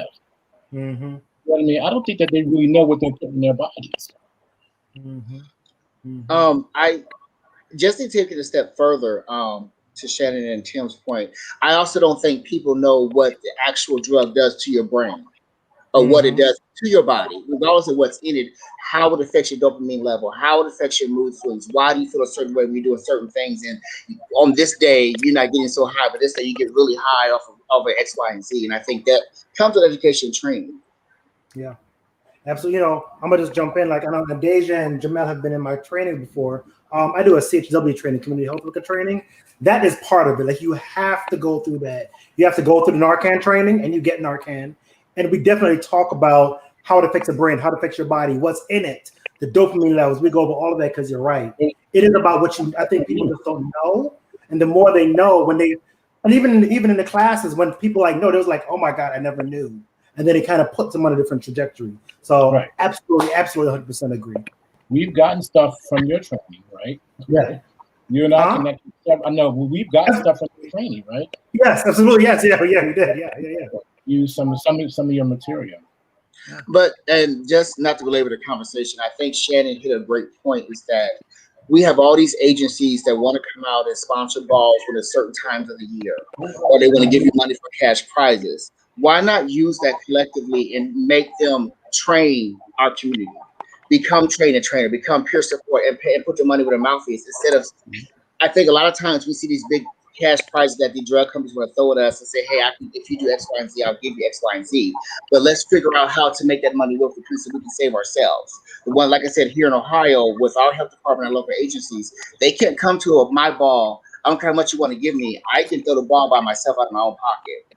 If you're coming to my ball, you're coming in with an agreement. You're not coming in with your badge or you're coming to understand what the community is. You're not just coming to throw out condoms and things. You're not getting a table on stage. You're not getting a table. You're gonna pay like everybody else and be a patron so you can understand what the community needs, and therefore the community will be comfortable with you. I've had so many people come to our health department and say, "Oh, I saw you at the ball, so I know I can trust you," as opposed to you standing behind the table with your lanyard on, with your nose stuck in the air, and we shuffle goddamn condoms. Yep. To that point, Ron, and I talked this to the rest of the team too. We got approached by some health officials that wanted to oh, how can I jump on and help? I said that what you can do is sit and listen to the conversation, and then we can talk about it. But listen to hear what's going on, what people are saying, because I think that's a thing that's missed. They want to come in and show face and some with great intentions, but it's not really being effective because they're not listening first and digesting what's being said by community. So thank y'all for being frank and open. Yeah, I think piggybacking Kenya, and we said this in the past, we have to start telling these allies what we need or what we want them to do for us. Yes. Don't come into my space and tell me what you're going to do for me. Come into my space and listen to what I tell you. This is what I need from you. Amen. Yeah, we got to create our own programs too. You know what I mean? So we don't need to rely on them. Yeah, don't invite me to a Yeah, table. you can go for Yeah, don't make decisions about me and then ask me what I think about it after the decision's been made. That's assholeish. And we have to learn that we have to learn that we create our own tables and we invite those people to sit at our tables on our terms. Until we understand that collectively, that's how much power we have. We are the gatekeepers of our community. And once we say it's okay, then the rest of the community is going to follow behind us. But we have to hold that gate hard and we have to stand at that line. But many times they take grants from the community. They have no business taking. They just have good grant writers. They take the money, and then when they come to the ballroom, they're able to fill their numbers for that grant in one event. Yep. And they have no business taking the grants in the first place. And then, in a way, it's kind of enabling them. Numbers to prove it. That's right. Really good point. Yeah, we're more than numbers. Yeah, we got to approach Dante. We just had this conversation yesterday. Yeah. One of the things I wanted to ask y'all, Billy kind of touched on it earlier, and we talked about how mental health and substance abuse and use almost goes like hand in hand. So with the question that was just asked, I want to know, do y'all think that part of it too is that a lot of the community has one or the other going on, and so it's hard for them to attack it and address it when a lot of times we as leaders or just people in the community haven't addressed our own and came to terms to say, I have a substance use problem. I have a substance abuse problem.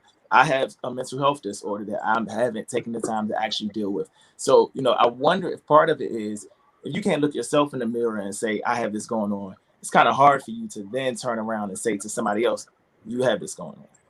And I think that the piggyback on what you said, Dante, that goes to what Charles was saying earlier about you could be the wrong messenger because you're dealing with your own inner demons and you're dealing with your own shit that you can't deliver that message of whatever. And I think that, like Shannon was saying too, here in Philly, when I do the list ball for Gay Pride, I don't allow no organizations to do any testing because personally, I know all of us on this panel, not to say that HIV is not relevant because it is, but I suffer from HIV fatigue. Like I know that there's so many other things, there's so many other layers of stuff that's going on that we need to tackle and talk about.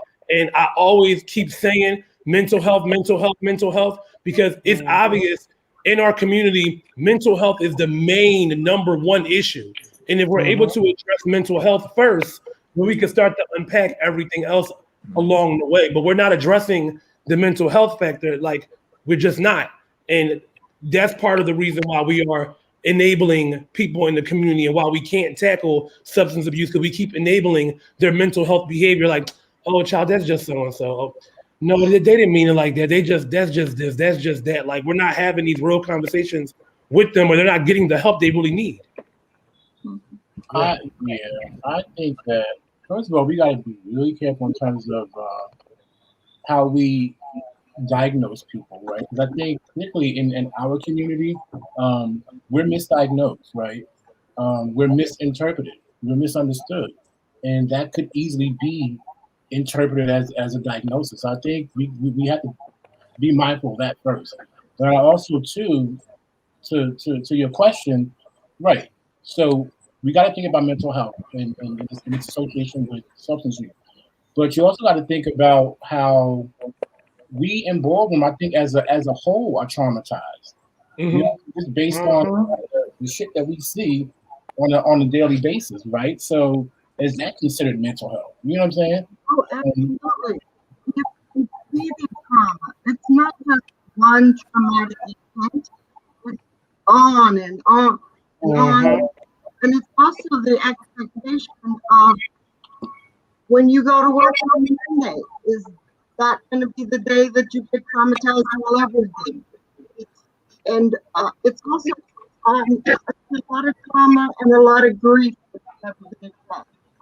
And the grief is not about death. The grief is about loss of family, loss of housing, loss of food, loss of car. I mean, it is in some cases a death. That grief and trauma combined is a hell of a combination. And the drugs soothe those feelings. They can soften it, if only for a short period of time, and make it go away. Right, but then you also got to also keep in mind that drug use can also lead to mental health conditions. Right, so I think it's also important to acknowledge that.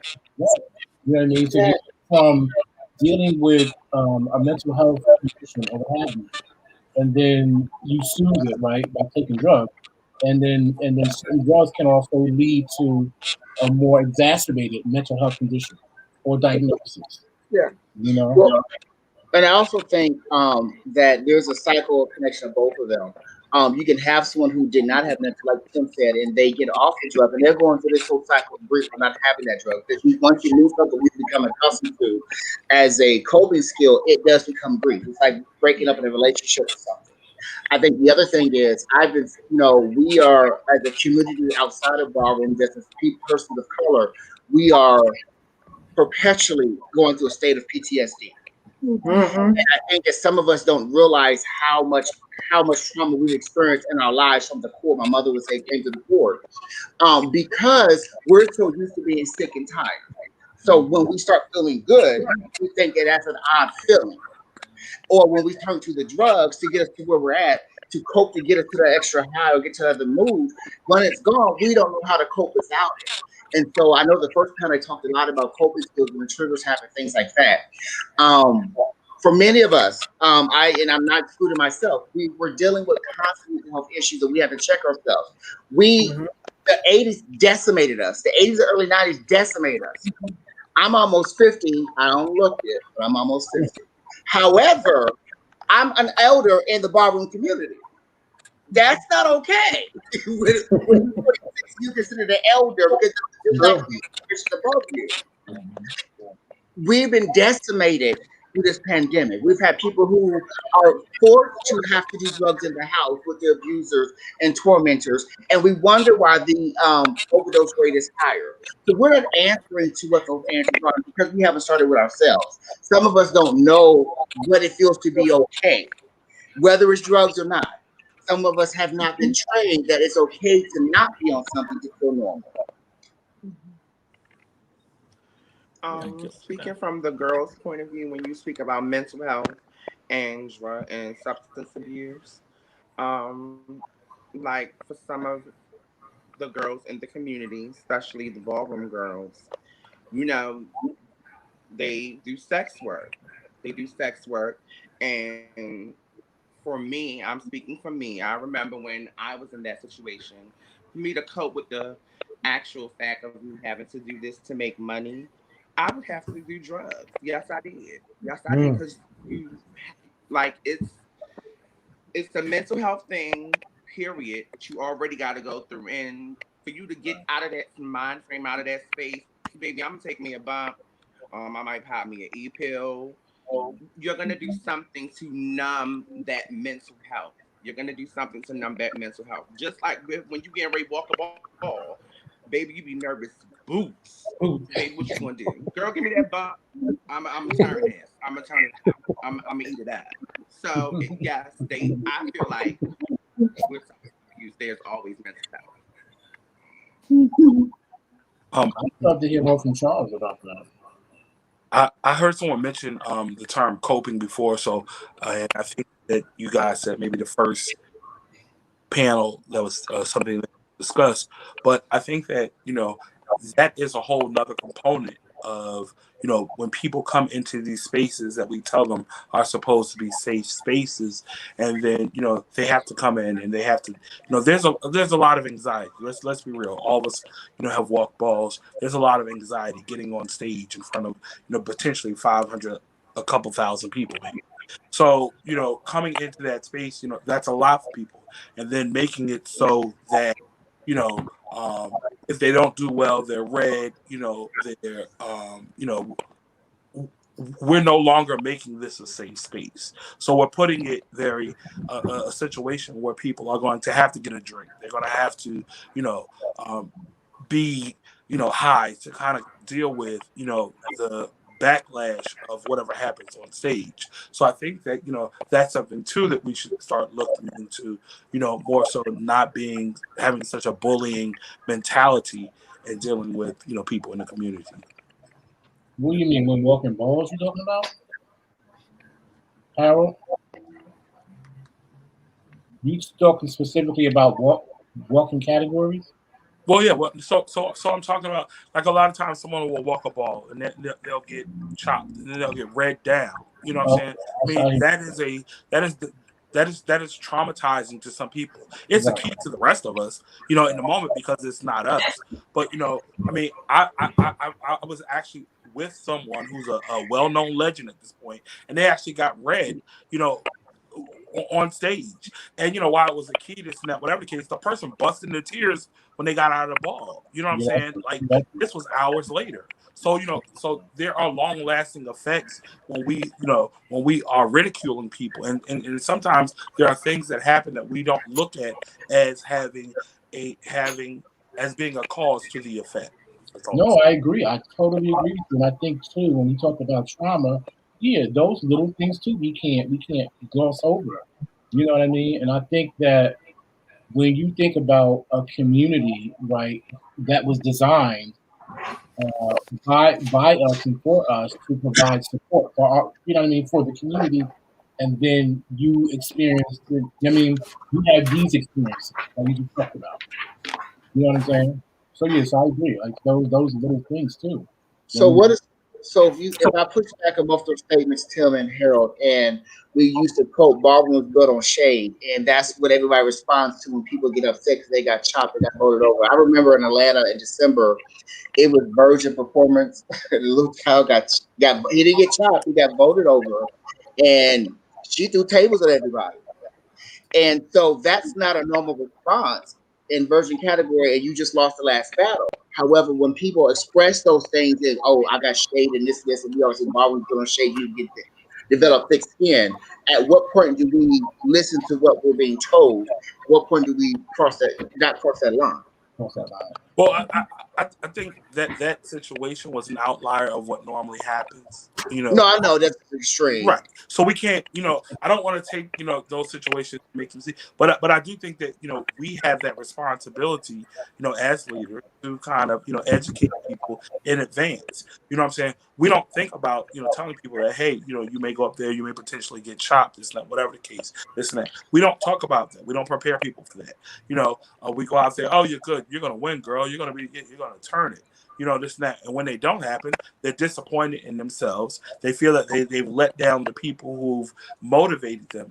So, you know what I'm saying? I think that our conversations also should be around, go have fun, do the best, do the best you can do.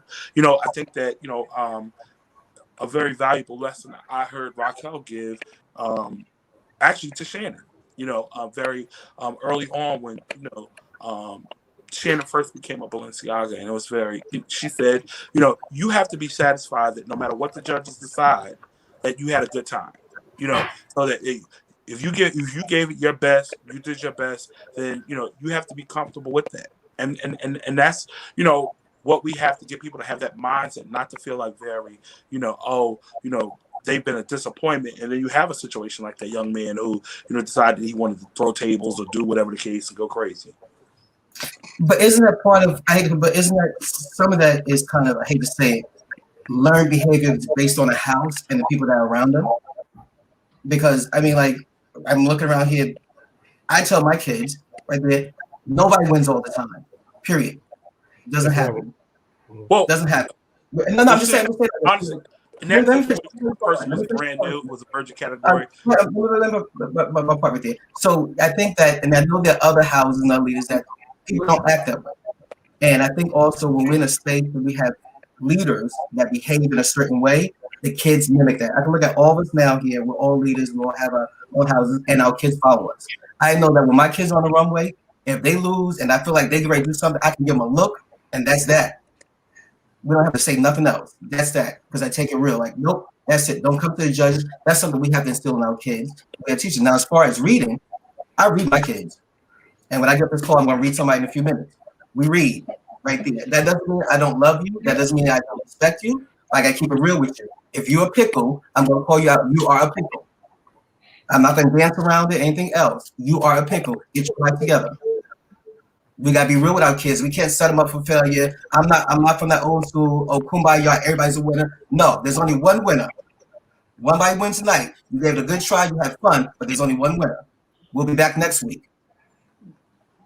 We just gotta keep it real with them. I mean, and that doesn't mean we have to love them and we gotta be mean, but we gotta be honest. I think Jason was gonna say something. Yeah, I was going to say that. I think that I agree with both what Harold and Rodney both said. I mean, Harold and Shannon just said. I don't look like Rodney. That's how I was going to read somebody. I don't look like Rodney. I think on a bigger scale, this is bigger than us. And what I say by that is Ballroom has become a bigger lens than what it was for all of us icons and legends that's on this call right now. And panel, excuse me. And it's people coming into the scene not knowing certain things, not knowing stuff, and they're basing it on what they see in clips. So when they come to the ball, they walk and they get chopped and they act crazy, or they go off like that. It's not so much that we're not having conversations with our members, because just like Shannon, I keep it very real with the prodigies. If you ain't do good, you ain't do good. And I ain't gonna let you go out there looking crazy. But if you think you look good, go out there and see what happens. Tonight might be your night. You may make me gay. You may make me be like, oh, bitch, well, you look fast to me, but the judges was living. Okay, but it has happened. It's happened, but I think that when it comes to like the behavior and how, going back to what we were talking about, that individual that happened in Atlanta, a lot of times stuff like that happens from people that's not in houses. They're just new to the ballroom scene, and they see what they see on YouTube and Pose and Legendary, and when they come in, they automatically want to be that girl, so they feel like they could be that girl by acting that way. Well, isn't that why we got the Kiki scenes now? That's the training ground for a lot of people. But let's be honest. It's not a training ground. The Kiki scene is not a training ground. Like the Kiki scene is just like it's just like they act. They like Shannon was saying too. They act like how we act. They mimic us. So they do the same thing that we do in the Kiki scene. You got the Harold of the Kiki, the Shannons, the Jason, the Charleses, the Dantes, the Rons. They act just like us. The Dejas, they act just like us. Well, you know what? And I was going to say this earlier. I wanted us to, at some point, maybe in a whole nother discussion, to really look at the correlation between stigma and status. I think that would be a really important discussion, especially when we're talking about like substance use and ballroom. And we talked about this a little bit earlier here about creating that safe space. You know what I'm saying? And I think with that concept, we can also talk about why spaces might not be safe for certain people. You know what I'm saying? Because I think when you think about status and ballroom, and I think Harold was mentioning it, people have certain expectations of other people. You know what I mean? People sometimes are afraid that they might let you down because you're an icon. You know what I mean? You're the father of a house, or you're whatever. You know what I'm saying? So that's why I think that, especially when we're talking about substance use, we're talking about coming to certain people and having that conversation around, look, this is what's going on in my life. You know what I'm saying? And not have this fear of letting somebody down. So I just think that at some point we should have that conversation. You know what I mean? Stigma and status, and figure out the correlation between the two. Good point. Good point. Can you put that comment from Malik back up real quick? So Malik, when we were talking about the last thing, said, imagine going to your safe haven and you're ridiculed. It can drive you deeper and deeper into depression. We can all do better and be careful of what we do and what we say. And I think to what Harold was saying, I think someone throwing a table or getting that mad because of a chop that's something that I think, like y'all said, a conversation needs to be had with them and the leader to understand this may happen. However, I think that there's a big difference between someone being chopped and somebody being ridiculed. And we've all seen where commentators can go too far on the mic sometimes with what they have to say to people that are walking. And I think that's more so when the ridiculing can come in at times. And yeah, it's ballroom. We should have tough skin and all that. But I think part of that may also be learned behavior and us breaking generational curses. So I think, like Malik said, we can all do a better job, but sometimes not going so far with people because we don't know what they walked into the ballroom with that they already dealing with before they got there. They come in here to try to let it out and come to a safe space. You want to bring up the next question? Yeah, let's go back to status. If people with certain status think they can do certain things. Yeah. All right. So one of the things we talked about was we wanted to walk away with some like tangible things, right? So I'm looking at everybody, but I'm also looking at some of our subject matter experts. I'm looking at Billy, Ron, and Tim. What are some effective ways leadership can address substance use within their houses and circles? I know we touched on them a little bit, but if you had to give us a list, because I'm going to write it down if I was fumbling, what would it be? What's a list of things we could do? Normalize having open conversations about drug use and drug use disorder and the difference, what it is. There's a difference between someone who's substance use disorder and someone who's using drugs recreationally, and what that thin line is. Preparing for having Narcan kits on hand. Like I know all of us will be at the West Ball, most of them. We'll be at the West Ball. Having Narcan kits on hand, because you never know what's going to happen that weekend. Having fentanyl testing kits on hand. Understanding that everyone's not going to come to you because they don't want to be judged or because you're the father, whatever the house, but make a safe space saying, hey, this is what we have in this room over here. All of us have hotel rooms. Hey, there's a bag over in the corner. If you want to get, just go in the corner and get what you need out of it. Same way we have, remember back in the day when people used condoms, we should travel with condoms. It's the same thought, same mindset.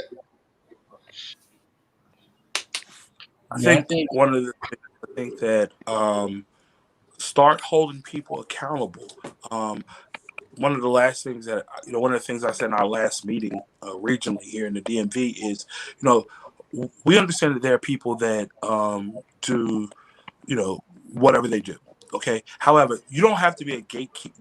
You don't have to be the gateway. If a person doesn't do drugs or doesn't drink, you should be introducing them to that. Oh, here, this will help you, calm down, or get them to a point that you can get them to do what you want them to do. So when there are people that do that, then we have to start holding those people accountable. Accountability. Just love it. Thank you, Milan. Anyone else? I think almost similar to what Ron was saying, create safer spaces for people. And I think also just being aware, you know what I mean? I think someone said this earlier about stalking people on social media, right? Billy. You just got to be aware. And also, too, I think reaching out to and connecting with resources or organizations in your area that are legit, you know what I mean, that are not just about numbers. And that might be a bit challenging, you know what I mean? But I think that's definitely something that we can consider. And then also reach out to Ballroom We Care. We can't save the world, but we do a little something to try the community. I feel like it should be. I feel like it should be included or implemented into your house meetings. Especially when you have like gathering with this or dinner table. Let everybody sit around and have dinner together and bring up the conversation. I think that would help more. Bring it up during family time. Deja, I want to bring this up. This is something that Monique had kind of touched on, and maybe you can kind of go a little bit further with it. And Monique had pointed out that a lot of times with our women and our trans women in the community, that substance use starts with prescribed medication after getting a different body augmentation. So I think that that's something too that we have to look at. Prescription medicine.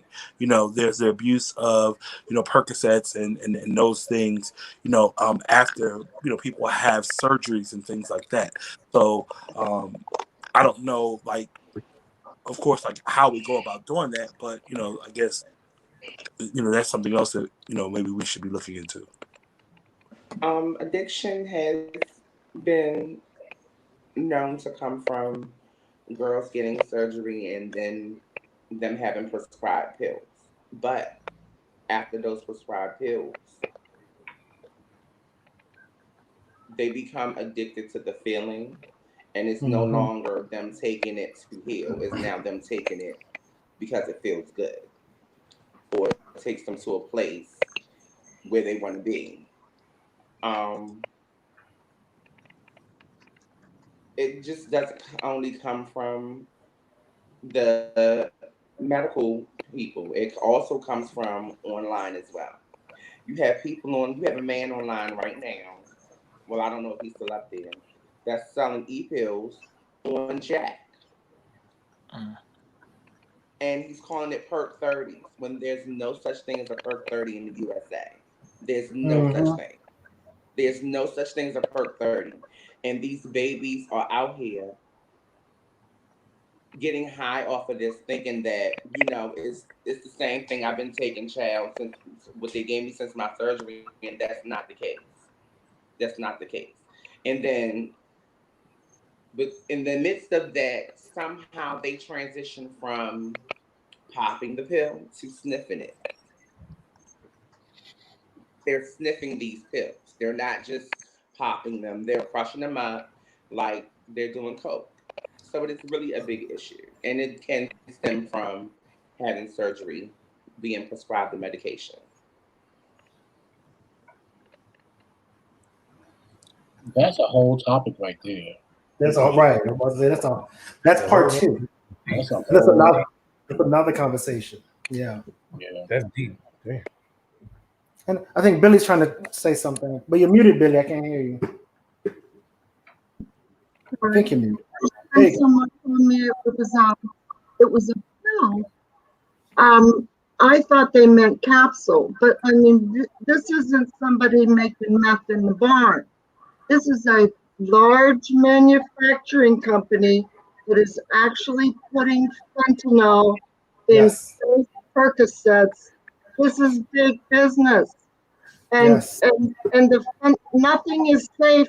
The fentanyl is in everything, and I think one of the things we do in harm reduction is when we pass those messages out, say at a family meeting,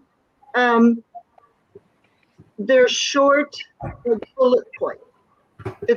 That will start the conversation, but when you first, a short bullet point will stick with you longer than a message will. Don't use alone, or whatever you all come up with.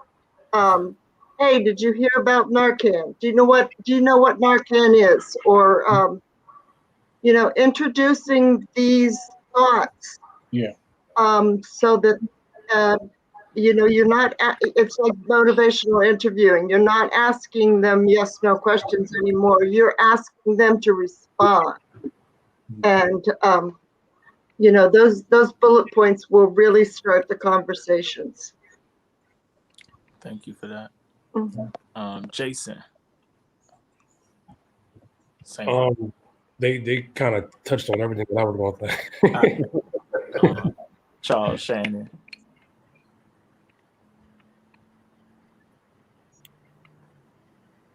Either one of y'all got anything for this? Well, I was going to say the same thing that kind of what Mother said before. For me, what I do in my house, when I just drive-bys and stop-by, so it's not unheard of for me to pop up at one of my members' job unannounced, to see if you're at work, and they hate that I know their managers, and that's what I give. I'll pop up at their house. They're going to call me 8:30 in the morning while you're still in bed. What time you going to be at work? What's your thing? I was on social media. I didn't see you there. I'm a stalker. They get annoyed, but I know deep down inside they know I care. That it's more than just when you're going to a ball. But in the middle of the week, I'm passing by your neighborhood. I'll pop up at the door. Who's in your house? What you doing? Why it smell like this? Laundry. So yeah. Okay, I feel like I say, if you're ever in a position where something happens and you're just scared, it's okay to call 911. It's okay. Like if someone ODs or passes out in front of you, a lot of times people get scared or leave the room. It's okay to call 911. It's okay to also have a friend or someone there. You can't get high around everyone.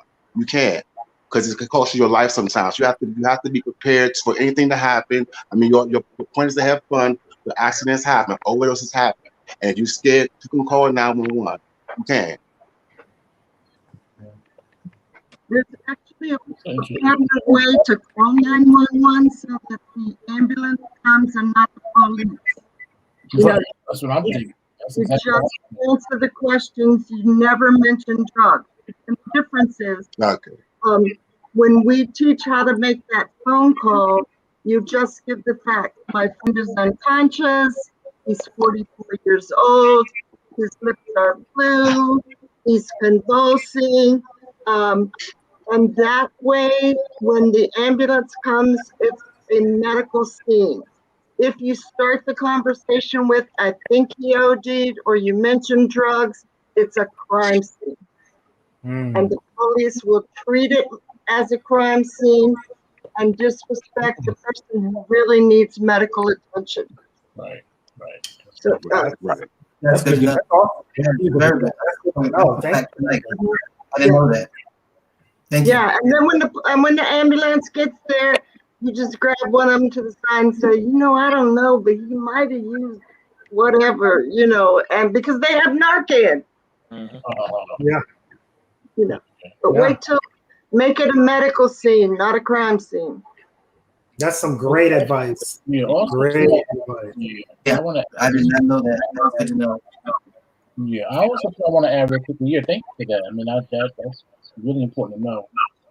When it comes down to crystal meth use, there's this really intense period called the come down period when they're withdrawing. Right? Kenya, it's known to be extremely intense, right? Where it can even go through crystal meth induced psychosis, right? But I think another important piece to that is making sure that your basic needs are met. You know what I mean? When you're going through that period.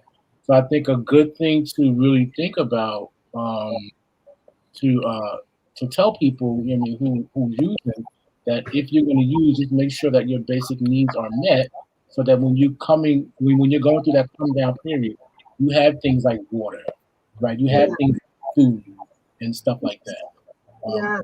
Maybe somebody to call or talk to. You know what I mean? Yeah. Thank you for that. Thank you. Kenya, you want to bring up our last question? Yes, last question. But before I do that, I just want to say something to anybody that's watching. If you're in the DC, Maryland, or Virginia area, I just got my new case with Narcan. So if you need them, let me know. I can get them to you. I actually have them delivered to my house. They even bring to my office. The health department sends them to my house, and I distribute them that way. So, just want to put that out there. All right. So next question is, all right. So we are the Capital Ballroom Council, right? We also have these other councils and alliances around the country. How can local councils, alliances, and health departments support addressing substance use in your house or your social circles? What can we do to help support you? Provide education. I firmly believe in trainer models, finding out who the leaders are in the house and training them on how to train or look for certain situations within the house. Sometimes people respond to a stranger coming to a house meeting and having a conversation, and others respond differently when it's their own house member who's giving them the education, which opens the door to somebody you want to see regularly. So learning how to teach them how to train in up-to-date and accurate information. Yeah. Yeah, I was gonna say the same thing, because our training is very ballroom specific. So if it has anything to do with crystal meth, they can definitely reach out to us and figure out how we could provide training to them. Child, if you plug Ballroom We Care one more time. One more time. That's what you're supposed to do. It's like you're supposed to do. Y'all care. Y'all care. We get it. We care. I think it should go the opposite direction. A lot of times we always say train the leaders, train the parents, train this. I think we need to train the ones underneath of us, not underneath saying below us, but because we're all of us sitting here on this panel. Well, I can speak for myself. Don't plan on doing this forever. We have to turn the keys over eventually. So I think that we need to stop saying train the leaders, train the parents, and train the actual younger members of the stars and the statements to train them, because most times, I'm no longer at the after hours at 6 o'clock, 7 o'clock in the morning. I'm home sleep. I got makeup to do in the morning. They're out there with them. So you train them and passing the knowledge to them, it will kind of get the ball rolling so we don't have a generation gap to where all these leaders now know all this information and we're supposed to be passing it. We might not pass it, and then we'll skip over somebody when we could start with the stars and the statements first. Right. Yeah, that's a good point. That's definitely what, we've been focusing on that too. I think Jason's 100% with that one. That's the right way to go. What else? What are some other things? I think promoting professional opportunities, helping people develop into professional opportunities will be beneficial. I think a lot of times, people look at and say, and just being 100% transparent and honest, you look at the people here. People are here and they're giving of their time, they're giving, of themselves. And, that expectation is that people will continuously do so. But, why can't there be opportunities created for people to have, be able to do this professionally? So I think that if we do that, even if it's on a part-time basis, people, then can, be able to, I don't want to say justify, because, again, most of us are here because of the love of what we do.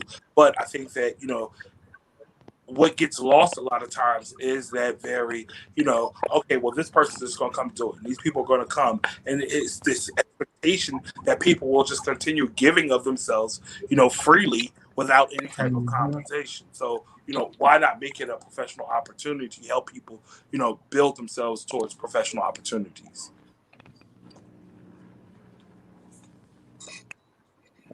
Deja? I would say when it comes to promoting substance awareness, can they try more to use people like us that are actually in the scene? I'm tired of seeing people go up there that who is she? I don't know who Bethany Mills is, honey. I don't know her. But I know Father Tony, I know her, Definitely. I know Shannon, I know, you know what I'm saying? I know Jason. Can we put some of those faces on some of these advertisements and commercials and things like that? You have to invest in the leaders as well. You have to invest in the leaders because we can't do it by ourselves. We're going to need your government money. I be saying the same thing too when I see some of these ads. And I'm like, well, who is she? They be like, well, she's a ballroom. It's like, yeah, I never seen her anywhere. I never seen a ballroom.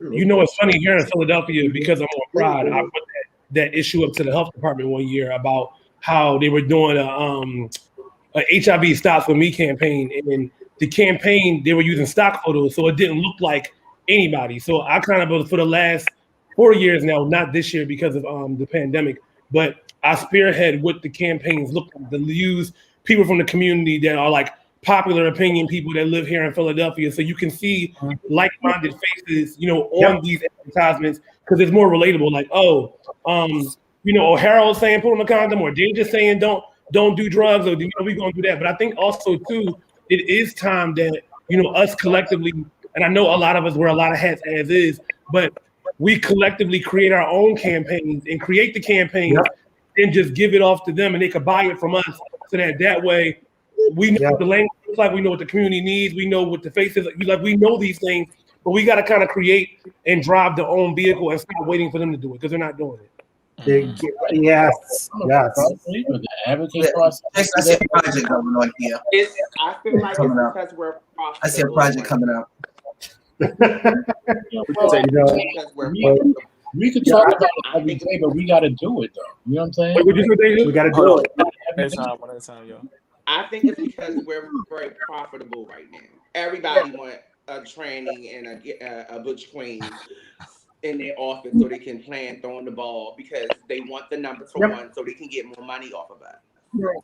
And I've seen it done, and it's time to speak up about it, and it's time to be real about it. Like, you're not going to be sitting here, have me do all this work for free. For free. Or barely paid. Promote it. Make sure all the tables are there. Make sure the condoms are out. Make sure we have the advisors and stuff showing them the direction to the displays and things like that.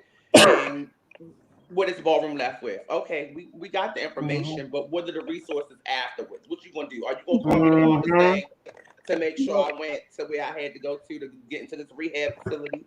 Are you gonna do that? No. To piggyback off what Deja just said, because it just hit a trigger. They no longer go to us, right? Because they know we all on this panel have that attitude. They go to Kiki scene now. So I think that it's really time that we bridge the gap. And I know I was somebody that was very like in the beginning, I didn't really understand the Kiki scene for what it was today, but I have a better understanding and I understand it now.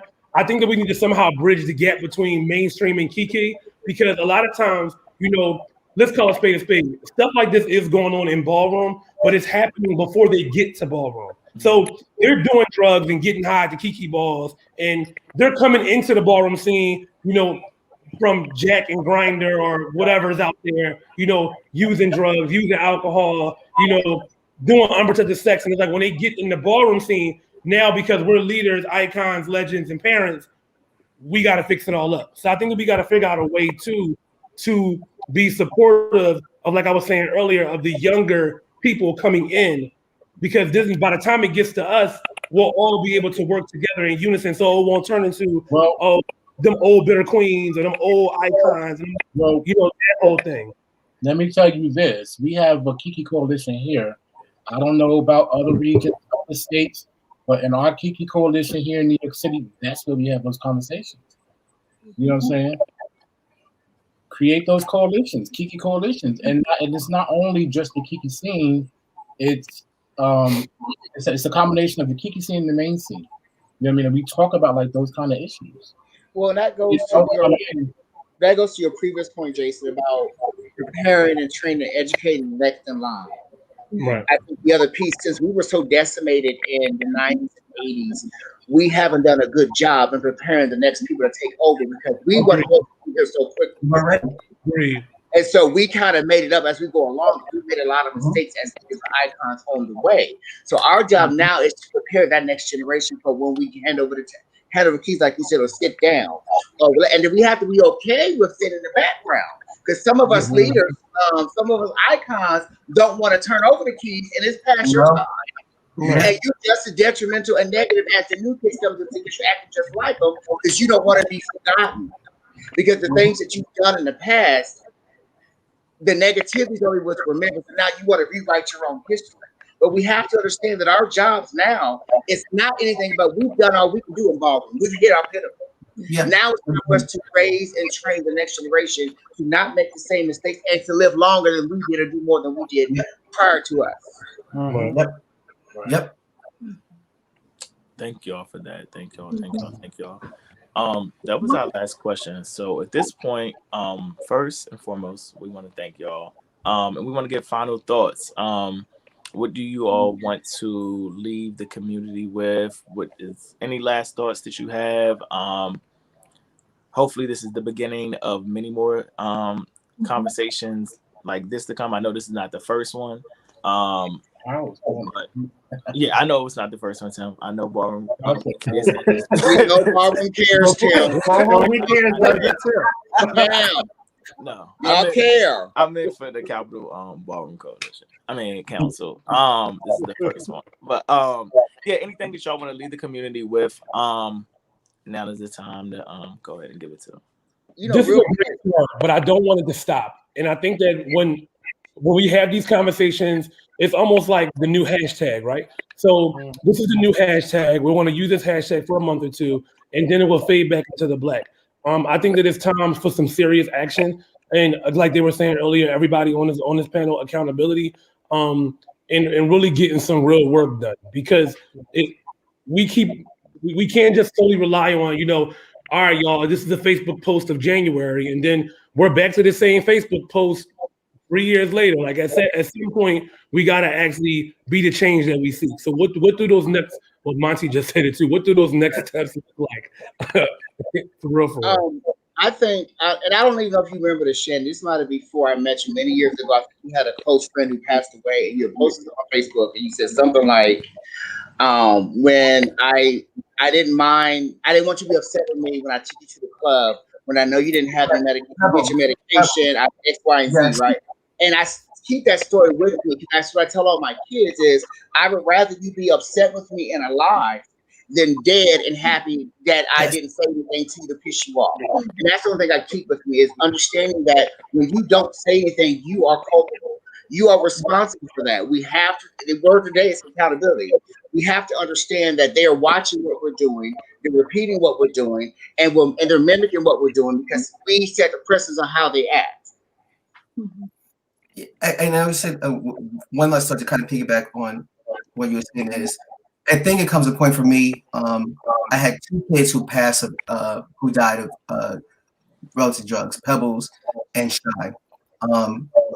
Shy passed. I was in the hospital with him. When Pebbles, when I wrote that, my daughter, she did drugs. Everybody knew Pebbles. Pebbles did drugs. She was a party girl. She enjoyed it. She indulged. I tried to get away from her. I tried to get her to get help. I was there the whole time. She told me about it. Issues with it. I still, as much as hard as I try to be, I always gave her a safe space, kind of make sure that she was okay, and that she always knew that when she was ready for the help, I'll be here.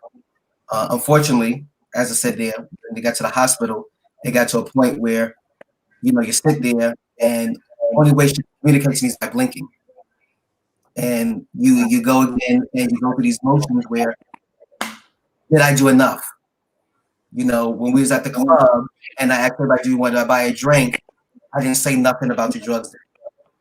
I turned a blind eye. When we went to the ball and you won and y'all went to the bathroom, I went and sat at the table. I knew what I was doing, but I didn't say nothing. And I felt like me being quiet was my mistake because I should have said something. I should have, and maybe it made a difference. I don't know, but I should have said something. And just that's why I'm at now. I say something now. I say something. Don't do it. It's not good because I don't want no one to go down.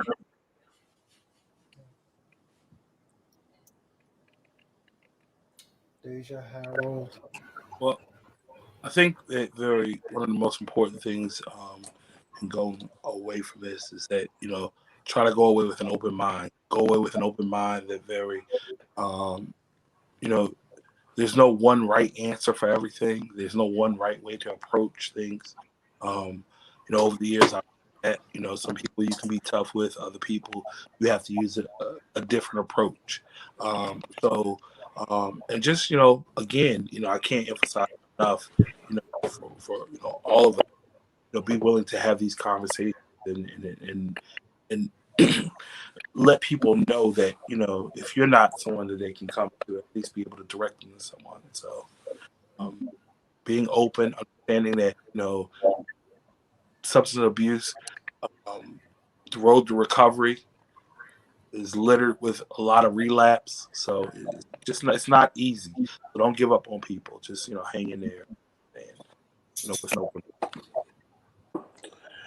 For me, I think something that we all could take from this is, as a parent or leader or even a mentor, we have to learn how to analyze the emotions of our children, because they will tell you that they're okay and nothing is wrong with them and everything is fine, and the whole time it's not. And because you didn't dig deeper into the situation that's going on with them, you end up losing them.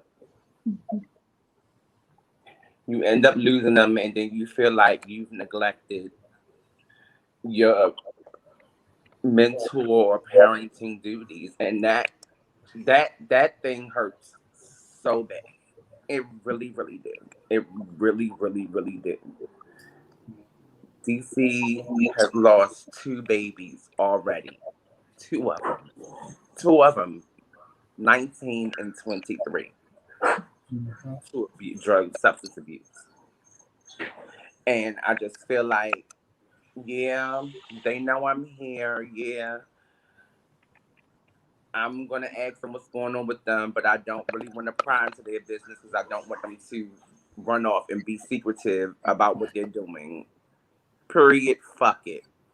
cry, dig into their shit, because I feel like if that had happened on behalf of the leaders and stuff, we would still have those babies here with us today.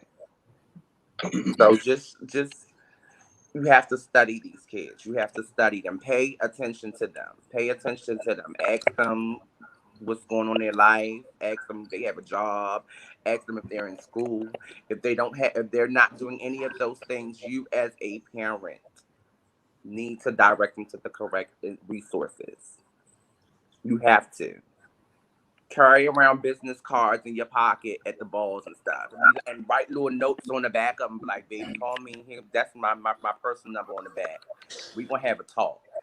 And you have to do it with the utmost adult respect. You can't come off creepy because they'll feel like, this old fabulous trying to talk to me or something. No, you have to learn how to approach them, but you have to do it. You have to do it. Just pay attention to these babies. Just pay attention to them. Thank you. Well, I think, yeah, thanks for sharing that.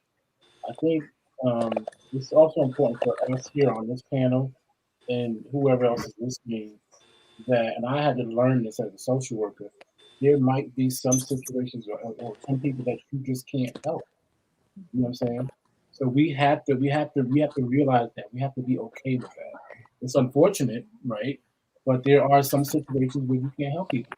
But I think in addition to that, we talk a lot about creating that safe space and building that trusting relationship with your house kids or with your house members. You know what I mean? I think that sets the precedence for them to hopefully come to you and not be afraid to talk about some of their challenges. And also, too, don't be afraid to think about creating our own shit, our own program. You know what I mean? We talk a lot about these other organizations and all these stipulations and these deliverables, right? And how they just view us as numbers, right? Let's think about figuring out how to create our own programs. You know what I'm saying? Advocating for ourselves. And the last thing I want to say is stalk kids, like someone said earlier. Billy. But you know what I mean, in a respectful way. Just be aware and kind of watch what we see on social media, because one of the things I noticed, and someone had passed New York maybe a month ago, and when I went to their Facebook page and I went down their wall, I was amazed at some of the stuff that I saw. Like all the signs were there. They were in live. Mhm. All the lives that they post was right there. You know what I'm saying? I'll be looking at stuff like that. Can I add one more thing? What Tim just said there. I think for us as leaders too, we are brothers keepers, and a lot of times we see something that happens in another house, and I've been guilty of this, and we don't say nothing to the leader of the other house. And I think we can start by that. Where if I see something, if you see a garçon doing something, hit me up and say, "Hey, what's going on with this kid right here? Check him out right there." And likewise, I should do the same thing. So we are brothers keepers, and if we see that, especially those who are on social media more, we see something, let someone know. Say, hey, you might want to look into this. This might be a problem. It just helps out every little bit. Yeah, listen to y'all talk. What I was gonna say is the quote, this like age old, it takes a village to raise a child. I mean, I think that's like something that like we can think of it from that point. It's not gonna stop with just one or two of us, or like you just said, worrying about just your own people. It's gonna take all of us collectively to, first of all, want to fix this, and then two, working together to fix it. It was a question about next steps. So I know as far as like the Capitol Ballroom Council, one of the next things that we plan to do is to hold a private call with, we want members from all of the different ballroom alliances, councils, in the Kiki scene and the mainstream. We want to have a private Zoom call with those councils in all the different states, and even if need be, international. And even if you're not on the council, something like that, and you're a popular opinion leader, then the information is right there, actually posted right now. And we'll make sure to post it on the Facebook page and everything after this again. If you're interested in being a part of the solution, contact us. Because you don't have to always be an icon, like Jason said. It doesn't always take an icon or a legend or even a statement. You could be a star, and you're passionate about wanting to fix the problem. And like you said, sometimes those are the people you need in the trenches. So I know next steps, as far as the council, that's what we want to do, because we've had the conversation. Though we have people from everywhere, it's still somewhat local because of it being just the Capital Ballroom Council. But we now want to have this conversation with different states and their councils and their coalitions, so that we can all collectively get on the same track, talk about solutions, and make some things happen as a unit and as one ballroom. Absolutely, absolutely. I like that. Yeah, I like that. Yeah, thank you. Yeah, our goal is to have a conversation, like Dante said, with all the other councils, so we can really support leadership. You know what I mean? It don't make no sense to just be in a council that just gets together and key and talk about status all day long, but we're not actually doing anything to really help the scene. We're just sitting there. That's my brought up Jamel again. That's what our council really was formed about. Was to really like not just oversee status and who can throw a ball, but to really be impactful in the community and see if we can make a difference. So thank you all again. This has been great. Like Dr. said, this is not going to be the last time. We are always available. You can always reach out to us, call us, email, Facebook us. You can reach us individually. All three of us check the social media pages. So even if you don't have our personal information, hit us up on the Facebook. We all check it. We all communicate. We talk almost every day. So we can really make some things happen on a national level. So again, thank you all. Thank you. I really applaud y'all too for what y'all doing. Thank you. Thank you. Thank you. And Ballroom Weekend. And Ballroom Weekend. Yeah. Thank you for the invite. No problem. Anytime, Deja. Anytime. Thank you. All right. So, gentle folk. In the bathroom, drop them down. Yeah, drop them down. This was great. This was actually awesome. Another to hear all those different point of views and get some real, juicy opinions and solutions and thoughts about what it is. I think that we got some really good information. And I just can't wait to see what these next steps. Can we have a session where we learn how to use tools such as I think that's a great idea. Kenya does a great little number on how to just to bring some laughter to the situation, but he does a great class, really, instructions on how to use Narcan if on in all different kind of situations. So I think that's something that we're working on. That's something on our roster of ideas and things that we have, like a crap load. This is not, of course, going to be the last time we're just things work slowly. It's just us, three making things work. Dante and Kenya have been extremely instrumental in making things happen and making them happen quickly. We love them here. But we really are trying to. This is another reason why we want, if you're interested, if this is your part of your passion, to just, reach out to us.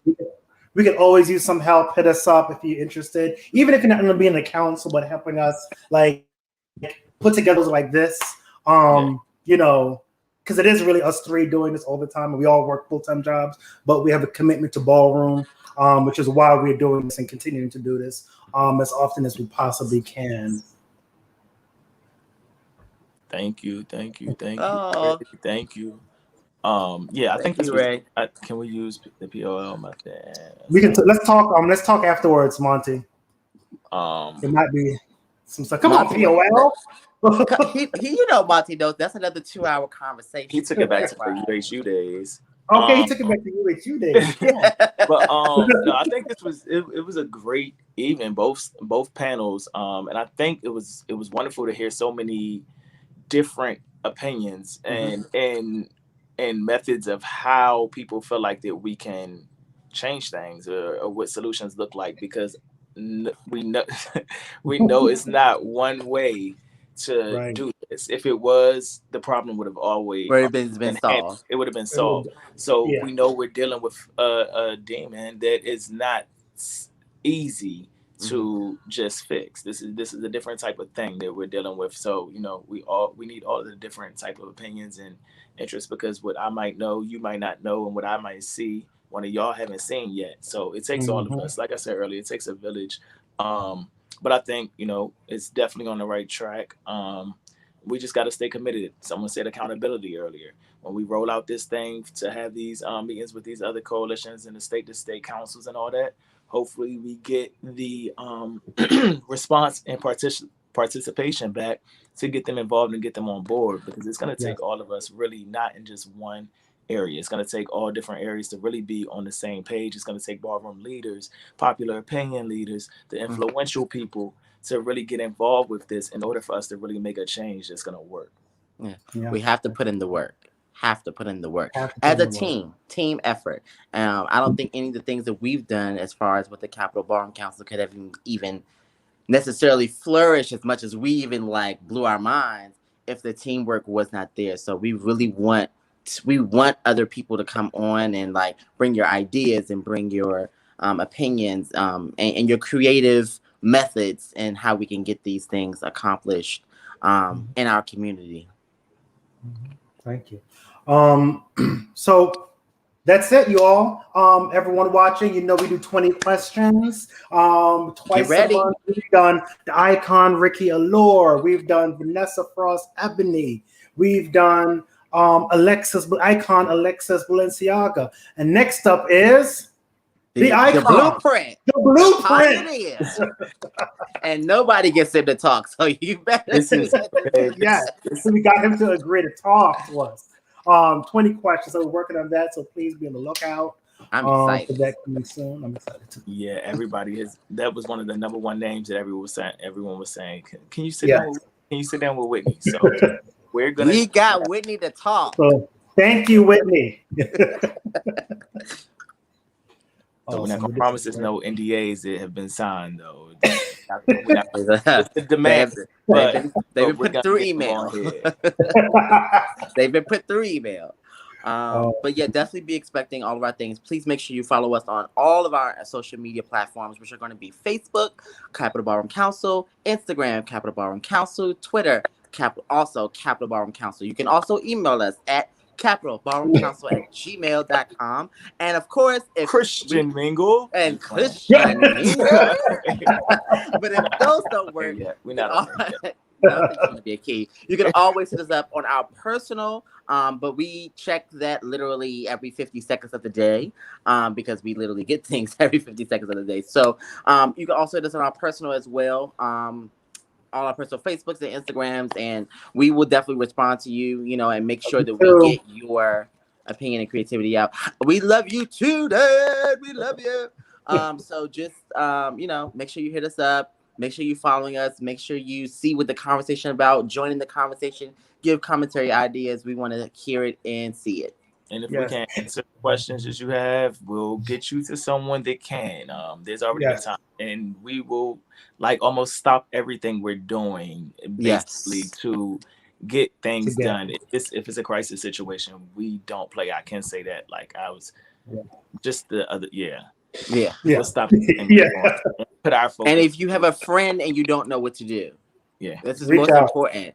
Reach out and say, and let us know what's going on, and we will do everything in our power to ensure that they are getting the help that they need, whatever that may be. And your privacy is your privacy. Yes, this is extreme confidential. Not stress that enough. One of the things that we pride ourselves on is confidentiality, because we understand it. I mean, we work in the field long enough to know it, and just being people that understand stigma and everything else, we know that we want to help you. We don't want to put you out there, nothing else. So we're here. Yeah. Awesome. Yep. All right, everybody. Good night. Good night. Thank y'all. This is a long night. But it was good. It was worth it. So it was worth it. Thank you. Thank you.